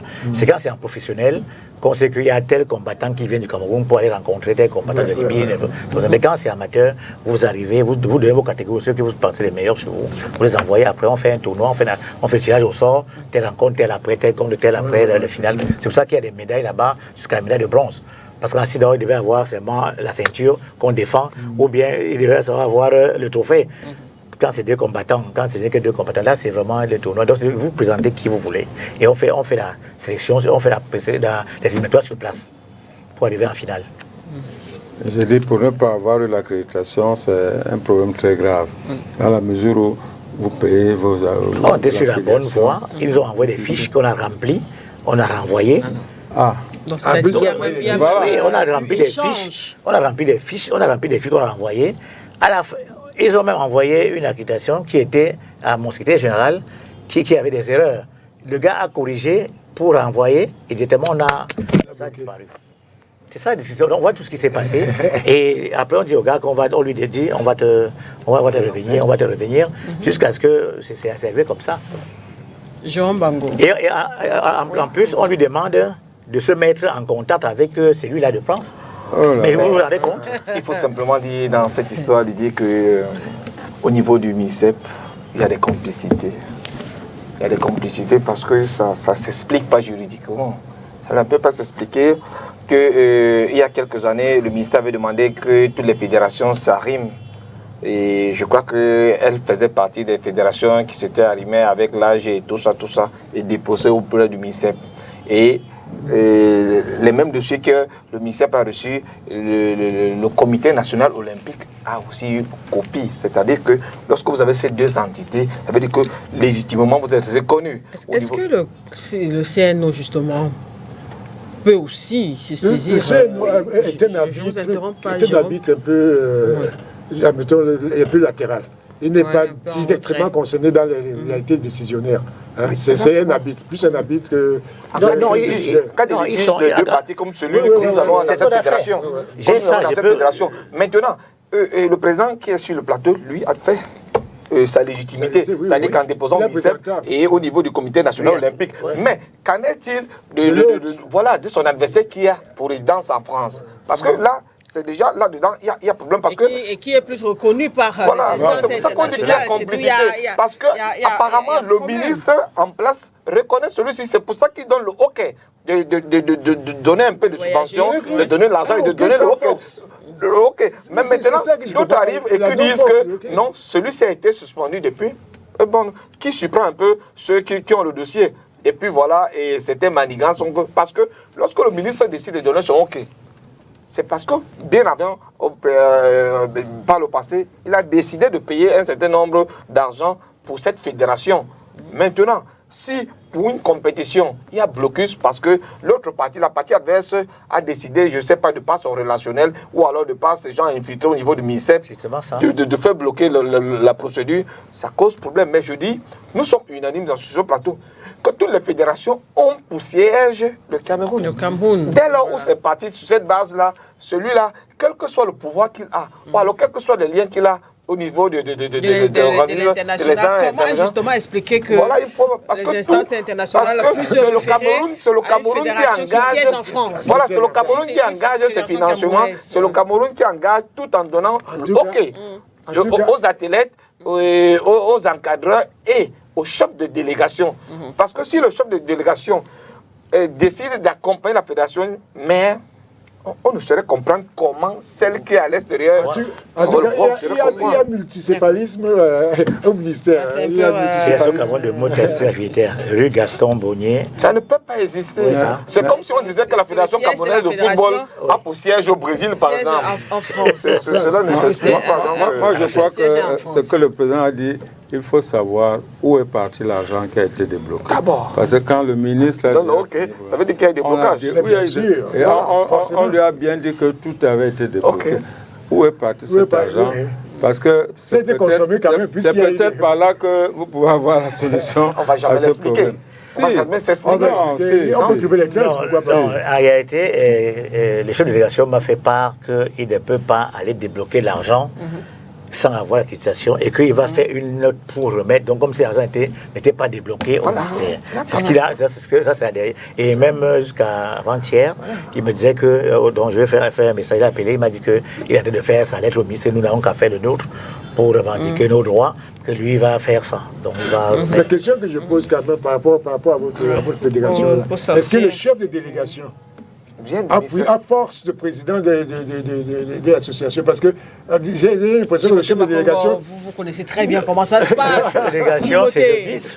Oui, c'est le ministre. Donc, c'est le ministre qui accompagne. Le chef de délégation, c'est notre patron. C'est le représentant de la tutelle. Parce que si vous voyez le papier, il est chef de délégation et le président vient en deuxième position. Voilà, c'est lui qui conduit la délégation. Je suis d'accord, mais au niveau des règlements des problèmes qui se posent en interne, est-ce qu'il a le pouvoir, lui, parce que là, maintenant, nous entrons dans l'administration pure, avec les rôles régaliens du ministre, de toute l'administration. Est-ce qu'il expliquait qu'il va faire son rapport et dire que bon, voilà, il n'a pas... C'est pour ça qu'il dit qu'en fait, c'est même l'État du Cameroun qui devrait dû prendre c'est l'État du Cameroun qui doit pouvoir régler cette affaire sur le plan. Oui, c'est l'État, ce n'est pas nous. Même ce que l'on fait là. Est-ce que vous avez quand même saisi cette fédération internationale-là?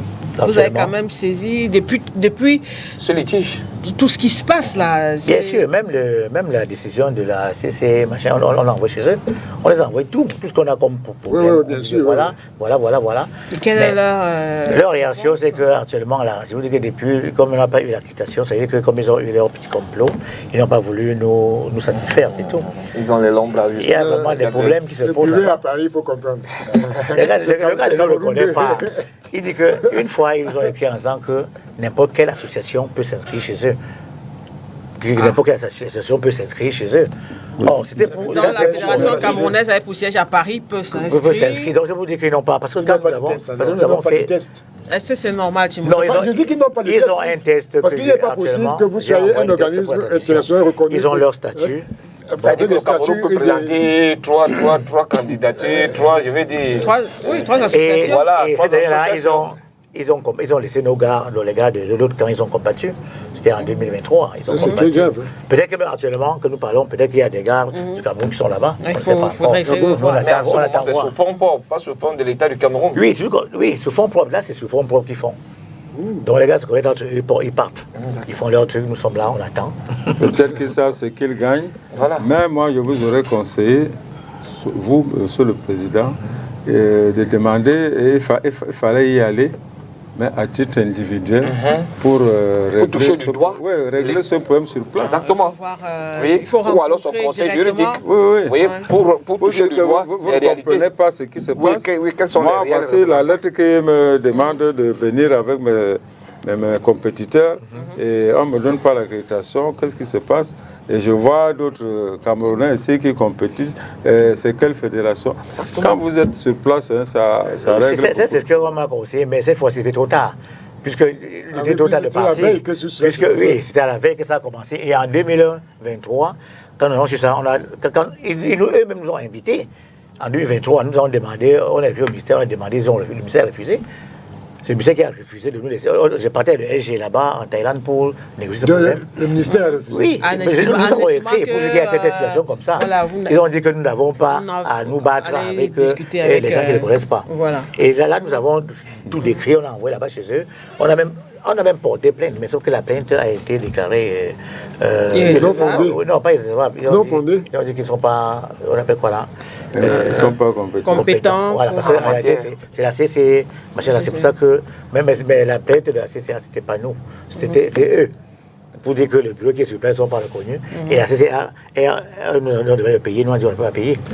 Ils ont payé pour nous. C'est un dialogue, c'est compliqué. Un dialogue incongru. On ne peut pas dire que le bureau qui est au Cameroun n'est pas reconnu, celui qui est en France est reconnu. Je comprends bien. C'est une incompréhension qui n'a pas de sens. Le litige est basé au niveau des fonds. Vous voyez, comme le président le disait, si le président avait ses moyens, il s'est déplacé sans attendre le ministère. Or, l'autre a la facilité de déplacement. On va suivre tout cela de très près. Il ne faut pas que ça s'arrête. Et voir si finalement la fédération camerounaise de Muay Thai sera reconnue sur le plan international. Alors on va terminer pour ce qui nous reste du temps à passer ensemble par ce tournoi de Montaigu. On est là dans le foot jeune, le Cameroun qui renoue avec cette compétition. Albert Atangana-Foda, une compétition que vous connaissez très bien. C'est un recoco, et c'est pas une victoire quand même qu'on revient sur la scène du côté de Montaigu. Hier, 1-0 face à la formation de Vendée en France. Oui, la formation de Vendée, c'est une région, c'est une sélection de cette région. Moi, j'attends les résultats du Cameroun face à la France, face à la... Parce que qui est dans le même... Face à la Chine. Oui, face à la Chine, face à la France, à partir jeudi, demain, face à la Chine et ensuite face à la France, parce que la sélection d'une région est une chose. Vous avez vu, nos U17 ici, on a fracassé tous nos adversaires, mais arrivé au Maroc, on n'a rien pu faire. Et s'il vous plaît, le Burkina Faso, le Mali et la Côte d'Ivoire sont en demi-finale avec le Maroc. C'est pour dire que l'Afrique de l'Ouest travaille. Nous ici, notre football jeune est où? Il n'y en a pas. C'est les centres de formation qui s'arrangent à organiser des tournois. Et c'est peut-être à travers ces tournois que le sélectionneur vient regarder les talents. Mais je dis que ce n'est pas normal. Mais l'ANAFOOT dans tout ça... L'ANAFOOT participe en ce moment au tournoi d'un des centres de formation. Voilà, Esther Cup.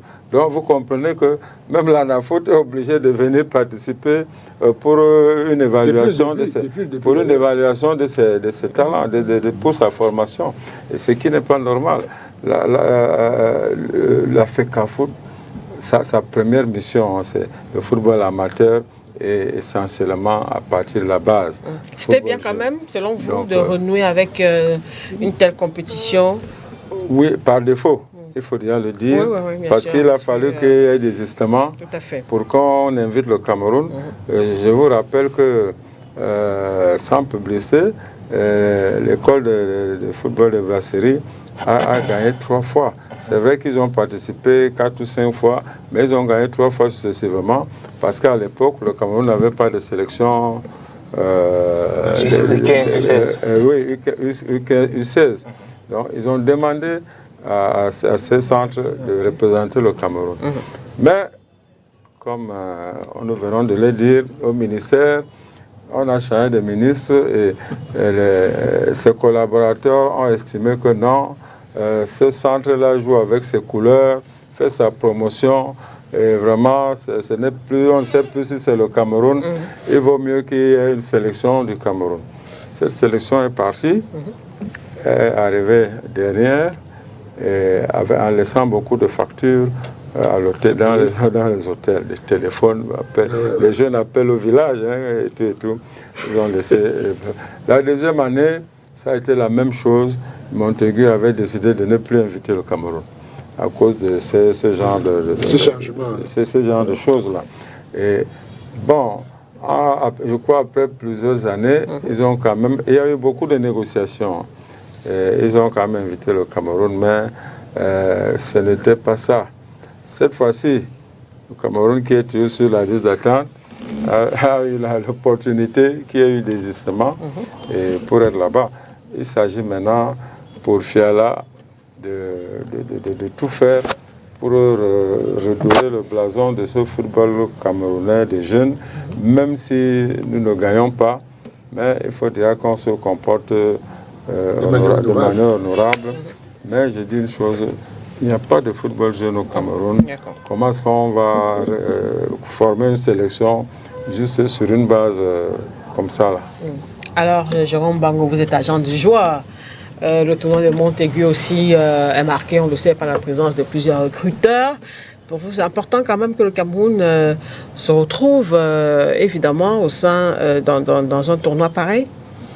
Oui, mais pour 2 volets. Le premier étant celui de la compétitivité, parce qu'on sait, moi qui ai eu la chance de passer dans le centre de boissons du Cameroun, à l'époque avec Dominique Wansissa, je l'ai dit sur ce plateau, ça permet tout simplement de mettre en vitrine les jeunes joueurs, parce qu'il faut dire, le président venait de le dire, il n'y a pas de compétition jeune au Cameroun.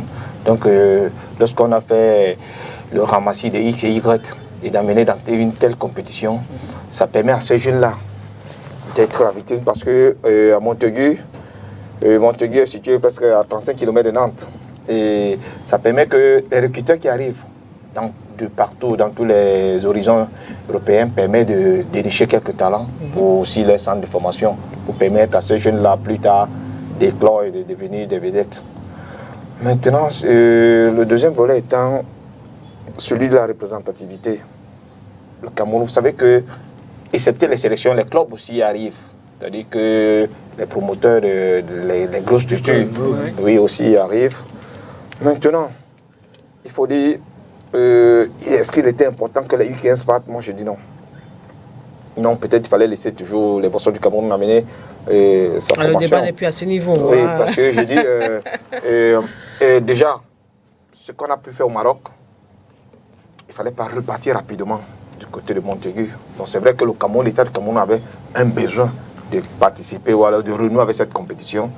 Mais peut-être, parce qu'on a vu par le passé que les boissons du Cameroun qui amenaient ces gars en compétition, les gars avaient aussi, ces jeunes joueurs avaient été plus tard présents dans différentes catégories de sélection nationale au Cameroun. C'est-à-dire que chez les U20 et puis dans les sélections seniors. Donc il faut simplement rappeler que lorsqu'ils arrivent chez les U16 actuellement, on amène en compétition, il y a peu de chances qu'ils continuent chez les U17 la saison qui arrive. Parce qu'il faut dire, la plupart des gens qui arrivent dans cette compétition arrivent aussi en âge limite. Maintenant, par expérience, ça a fait 2 vitrines. La première vitrine pour les U17 au Maroc, ça n'a pas perduré, ça n'a pas amener grand chose. On va regarder maintenant ceux de U17 parce qu'il faut dire que déjà chez les U17 au Maroc, on a vu quelques joueurs qui se sont illustrés, hein, qui ont fait preuve de bonne qualité parce qu'il y avait aussi les recruteurs du côté du Maroc. Oui. Donc lorsqu'on arrive à Montaigu, les recruteurs arrivent et puis c'est un âge précoce. Un âge précoce pour des jeunes parce qu'il faut dire que lorsqu'on regarde certaines conventions de la FIFA, le recrutement des jeunes joueurs par des clubs, c'est très difficile parce qu'on voit que le process est très long. Et maintenant, espérons juste qu'à ce niveau-là, ça pourra servir, comme je dis, de vitrine pour les jeunes talents et que certains d'entre eux pourront bénéficier parce qu'il faut dire ça impacte toujours ceux qui partent, qui sont sur le plan scolaire, qui sont scolarisés au Cameroun et qui partent dans les compétitions pareilles. Heureusement que d'ici le 21, ils seront en train de rentrer parce que la rentrée scolaire aussi au Cameroun, ça va avec. Donc, espérons que cela pourra leur donner tout simplement parce qu'il faut dire, à l'époque, on allait toujours en masse et que ça, on allait en plein année scolaire et puis ça avait un petit impact sur les examens pour les athlètes. Donc, cette année, ça a été très bien choisi. Et d'ici le 21, ils seront de retour. Espérons qu'on pourra avoir aussi, avec la chance de quelques recruteurs, 2 ou 3, 4, 5 joueurs qui pourront intégrer les centres en Europe et qui pourront éclore plus tard pour l'intérêt de leurs familles. Qu'est-ce qu'on pourrait rechercher, Timothée Makongo, à travers un tournoi pareil? Déjà, le tournoi, ce que le président a dit tout à l'heure est très très important. Le tournoi avait sa raison d'être parce qu'il y avait un centre qui s'appelle les brasseries ou n'importe quoi.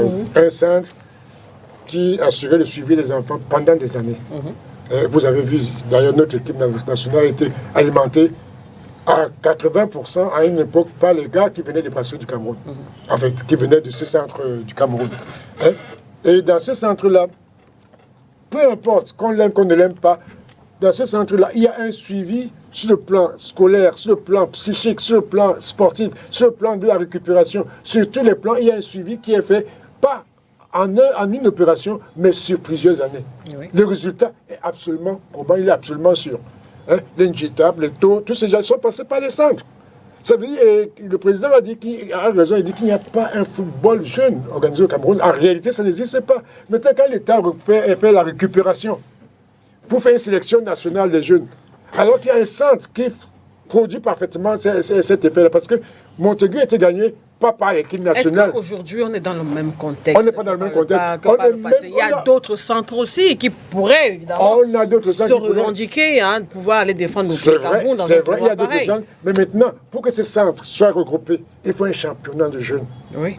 Il faut un championnat de jeunes qui est suivi et bien suivi par la direction technique nationale, avec des prédispositions mises en place pour que ces gens-là puissent se... Parce que quand vous regardez même, parce qu'effectivement, à Montaigu avant, quand les jeunes allaient à Montaigu, il y avait un problème d'âge, parce que la tricherie était permise, et les gars étaient bons, ils réussissaient à gagner les championnats. Maintenant, l'âge est revenu à la rigueur, maintenant le contrôle est très très rigoureux pour l'âge, je pense, président. Le président, au niveau de l'âge, c'est devenu très très rigoureux. Vous avez eu les U17 du Cameroun, lors de ce championnat-là au Maroc. Les gars, en réalité, pour moi, c'est des gars qui ont très très bien joué. Mais il leur manquait quelque chose dans le psychique, dans cette énergie de regroupement. Ils n'ont pas pu marquer des buts, mais ils ont été parmi les meilleurs clubs de ce tournoi-là. Je veux dire, en termes d'organisation, en termes tactiques, en termes même individuels, c'est-à-dire que les gars ont été très très bons. Mais quand vous allez voir au niveau de la mentalité, c'est des gars qui sont jeunes. Les U17 étaient vraiment des vrais U17, ce que nous n'avons jamais eu au Cameroun. C'est qu'on ne bénéficie pas du Cameroun par rapport à l'Afrique de l'Ouest. C'est qu'en Afrique de l'Ouest, les grosses structures, les gros centres de formation en Europe, les équipes européennes ont mis leur base en Afrique de l'Ouest, comme au Mali, comme au Burkina, comme en Côte d'Ivoire. Vous allez trouver le Paris Saint-Germain qui s'est implanté au Mali. Vous allez trouver le Milan AC qui s'est implanté au Mali. Et ça fait la promotion du football jeune. Contrairement au Cameroun, on ne bénéficie pas de ces choses. On doit bénéficier, on peut l'organiser, on n'a pas besoin de bénéficier. Non, il faut parce que le football demande assez de moyens financiers. On a pris l'exemple des brasseries. Et après les brasseries, on a vu que d'autres comme la CAI ont voulu suivre.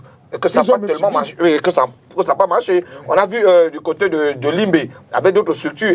Mais je dis, tant qu'on n'a pas assez de moyens financiers, on ne peut pas dans le football, surtout jeune. Il faut la scolarisation, il faut le suivi, il faut l'encadrement, il faut beaucoup de choses pour que les joueurs-là soient au top. On ne peut pas produire ces moyens financiers. On ne peut pas, nous. C'est pour ça que je dis. Par exemple, j'ai toujours dit, par exemple, ailleurs, on voit que une société téléphonique qui est basée au Cameroun finance les équipes mieux ailleurs qu'au Cameroun. Lorsqu'une équipe ailleurs, qu'une société téléphonique mobile peut donner 1 milliard de francs.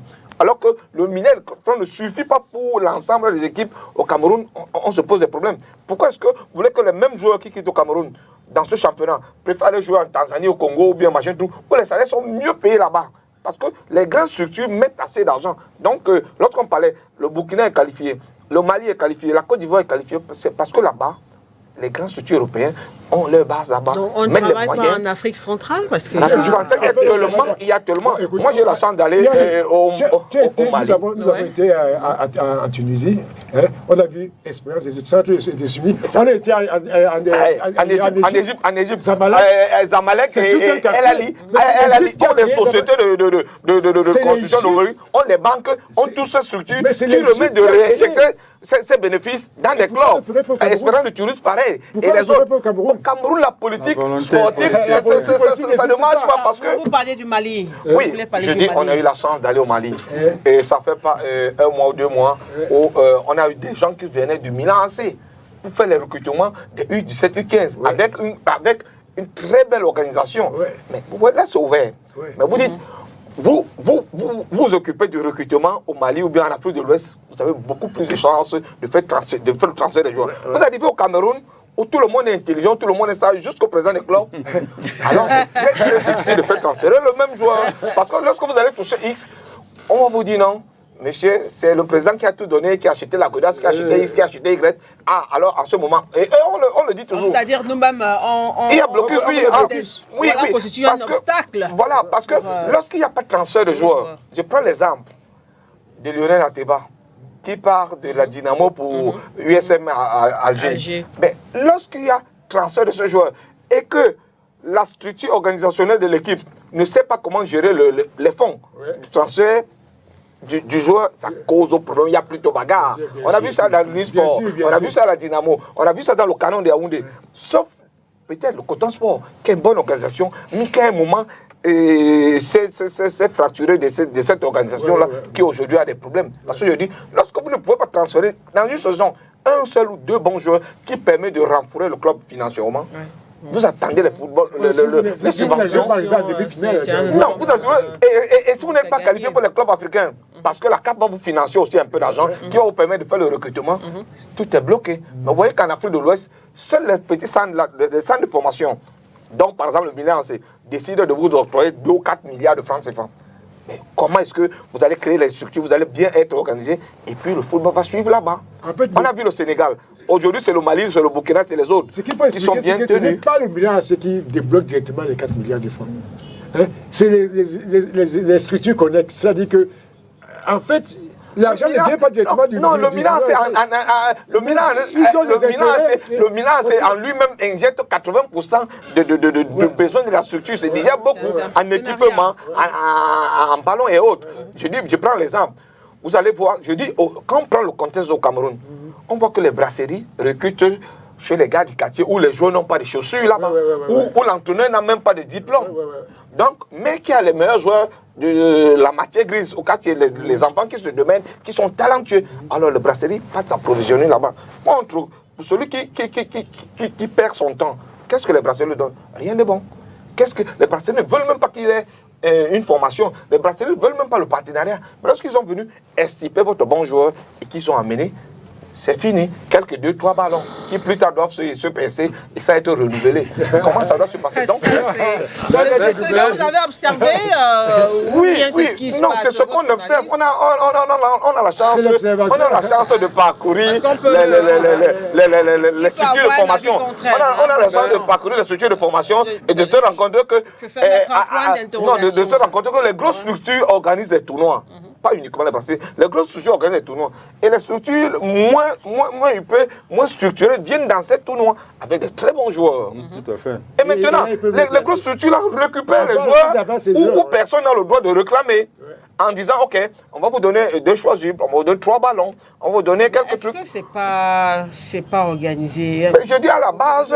Vous êtes agent de joueur, Jérôme Bango, donc forcément très calé sur les procédures en matière de foot jeune, surtout avec l'intérêt que la FIFA... École de football, centre de football, accorde... Toutes ces appellations-là sont même assez floues.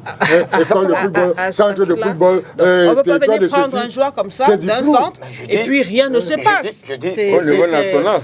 Oui, au niveau national, je veux dire, c'est un partenariat non lié. C'est-à-dire que le président Fouda a une grande structure avec une très bonne organisation. Moi, j'ai une structure qui n'est pas bien organisée, que je regroupe les joueurs tous les samedis et les mercredis soirs. Je viens jouer sa compétition. Il prend mes meilleurs joueurs. C'est lui qui a fait la recherche pour lui. Quand il prend vos meilleurs joueurs, qu'est-ce qui se passe? Il n'y a pas de compensation. Il y a les compensations, c'est ce que je viens de dire, 2 ballons. 3 ballons. Voilà, c'est quelque chose possible. Oui, mais c'est ça qui a un problème. Attends, vous demandez que c'est possible. Nous sommes dans le capitalisme. Voilà, et puis les grosses structures-là ne veulent même pas que ceux-là qui encadrent, je dis encore dans l'état primaire, ces joueurs-là,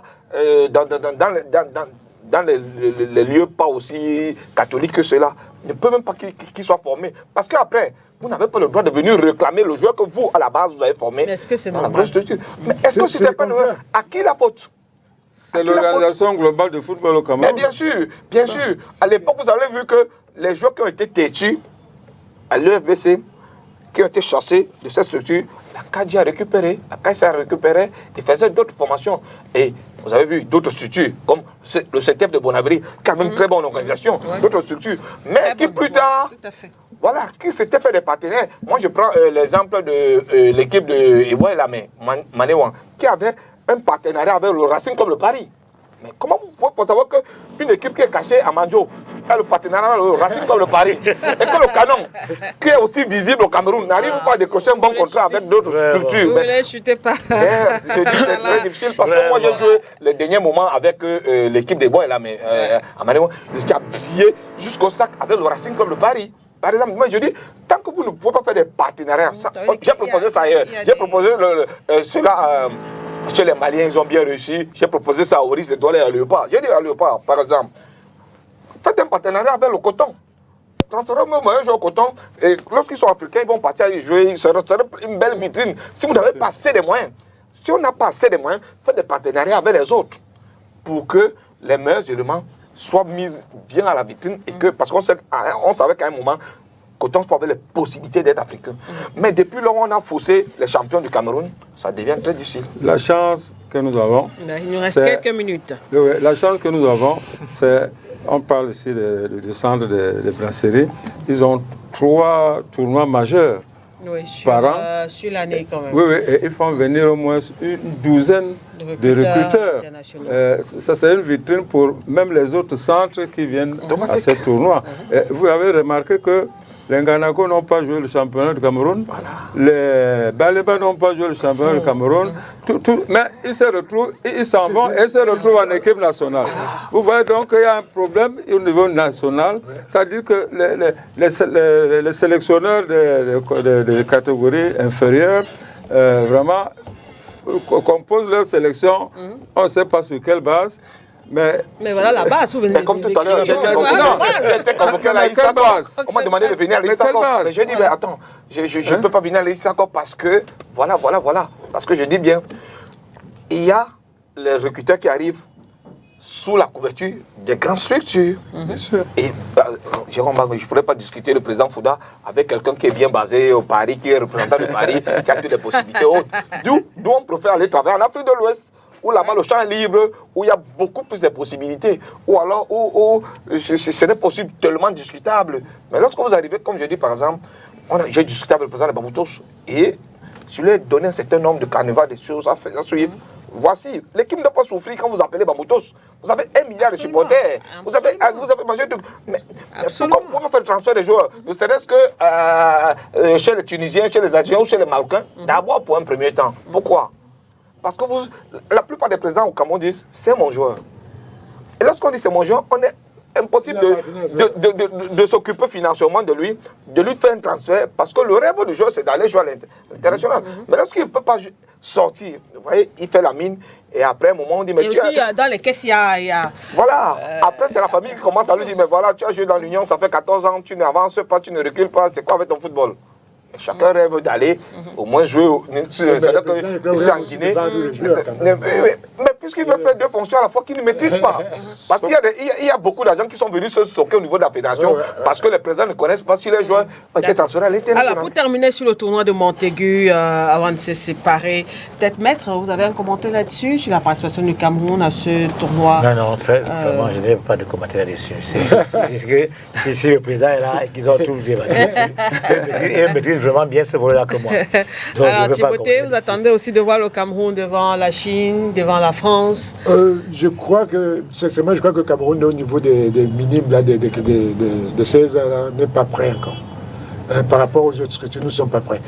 En fait, on tente encore l'aventure et nous aurions dû être réalistes et laisser les professionnels de la chose au Cameroun. Les seuls professionnels de la chose, c'était les brasseries et puis KSA. Bon, d'autres petites structures sont nées, mais en réalité, nous ne sommes pas encore dans une belle maturité. Moi, quand je regarde, je compare aux U17, aux U17 qui sont là. Quelque chose qu'on a dit tout à l'heure, et je remercie le président d'avoir rappelé tout à l'heure que les Balépas n'ont pas fait le championnat du Cameroun. Des recruteurs historiens qui sont venus, ils les ont emmenés en formation. Alors, directement, il a commencé dans les équipes londoniennes. Je veux dire que oui, ils sont nombreux comme ça. Je veux dire que ceux qui sont partis du Cameroun là, pour affronter la Chine et tout ça, je pense qu'ils ne sont pas prêts. Ils auront beaucoup à apprendre. Ils auront beaucoup à apprendre. Donc, on y va pour apprendre. On y va pour apprendre, pour devenir professionnel. Et ce n'est pas seulement pour les jeunes, mais apprendre aussi au niveau des encadreurs. Le véritable apprentissage doit commencer par les encadreurs. Il faut qu'ils apprennent. Parce que ce n'est pas les enfants qui vont apprendre eux seuls, mais les encadreurs doivent apprendre et être capables de prendre de l'initiative. Parce que les gens, moi, ce qui m'ennuie ici au Cameroun, c'est que quand on veut dire, on se présente à un ministre, on veut lui dire, voilà, est-ce qu'on peut changer ceci? On a l'impression que c'est la subversion. Faire une proposition pour être participatif à une promotion du football. Ici au Cameroun, c'est comme si la preuve, on m'a écarté de tout. On m'a écarté de tout le football. On y va parce que je fais les propositions. Pour apprendre, c'est un peu aussi la même lecture, Président. J'avais prédit une catastrophe pour ces U15, U16. Bon, ils ont gagné le premier match. Espérons que ils vont me faire mentir. Mais j'ai dit, attendons les 2 prochains matchs pour pouvoir faire une évaluation. Jérôme? Oui, mais je crois que c'est une expérience, comme je dis, c'est une vitrine pour ces jeunes qui rêvent toujours jouer, comme on dit communément, au quartier chez les Blancs. Donc, ils ont tout simplement l'opportunité. Et comme le grand frère Timothée le disait, c'est une expérience. C'est d'aller apprendre pour les encadreurs et pour les joueurs. Tout comme le président sur le plateau, il rêvait d'aller en compétition pour apprendre un plus. Donc, une compétition pareille permet à tout un chacun d'apprendre, à chacun à son niveau. Donc, on espère que, même si on ne remporte pas, que c'est déjà un groupe qui a été formé, qui pourra peut-être plus tard remplacer chez les U18, chez les U16 ou alors d'autres catégories. Voilà. Maître, qu'est-ce qu'on peut retenir pour terminer au niveau de la FECA Muay Thai? Déjà, je tiens déjà beaucoup à remercier tous ceux qui ont vraiment participé à ce plateau. J'ai été tellement très édifié, je suis très content. Et je vais d'abord passer un petit message à mes Narmouais qui sont tellement déçus maintenant. Parce que maintenant, les Narmouais, c'est ce qu'on appelle, c'est les combattants, c'est les athlètes en Muay Thai, comme les karatékas, les judokas. Je vais d'abord leur passer un message qui ne se décourage pas. Parce que déjà, je sais que hier, je pensais que c'était mon problème à moi seul, mais quand la façon que nous sommes débattus, que vous avez débattu le problème ici, j'ai compris que c'est à moi seul, je pense que la tutelle pourra comprendre et que les jeux à venir, nous, ce que nous allons faire, c'est d'abord de booster nos encadreurs à pouvoir aller encore de loin. Parce que quand vous entendez 10 personnes qui étaient retenues, il y avait 30 personnes au départ, en janvier. Finalement, on a sélectionné 10, et c'est 6 qui partaient. Il faut que les gens, que les 30, des 29 ou bien les 30, les 20 autres se battent pour dire que la prochaine championnat, il vous soit moi aussi. Donc nous allons plutôt les motiver à vraiment ne pas se décourager. Parce que beaucoup sont découragés. Pour eux, même pour les encadrer, pensent que cette année peut être une année blanche pour l'Afrique montagne. Mais ce n'est pas vrai. Parce que le prochain championnat, c'est la Coupe de l'Unité qui se passe le 17 mai. Après ça, c'est le championnat. C'est là où maintenant il faut que je me mobilise, que je mobilise mon groupe pour pouvoir voir si ça ne se passe pas. Ça sera déjà une défaite pour la fédération. Il faudra chercher les partenaires, c'est un conseil. On va essayer de faire tout parce que la Coupe de l'Unité se passe. Voilà. D'accord, voilà, merci. Je vous remercie. Merci, Président. Merci, Timothée Makongo, Albert Tarnafouda, Jérôme Bango. Merci à Denis Yamen qui était à la réalisation. Merci également à toute son équipe technique. Amis sportifs, merci de nous avoir regardés. À la semaine prochaine. Au revoir. Merci aussi aux personnes de dire. Surtout personne à dire.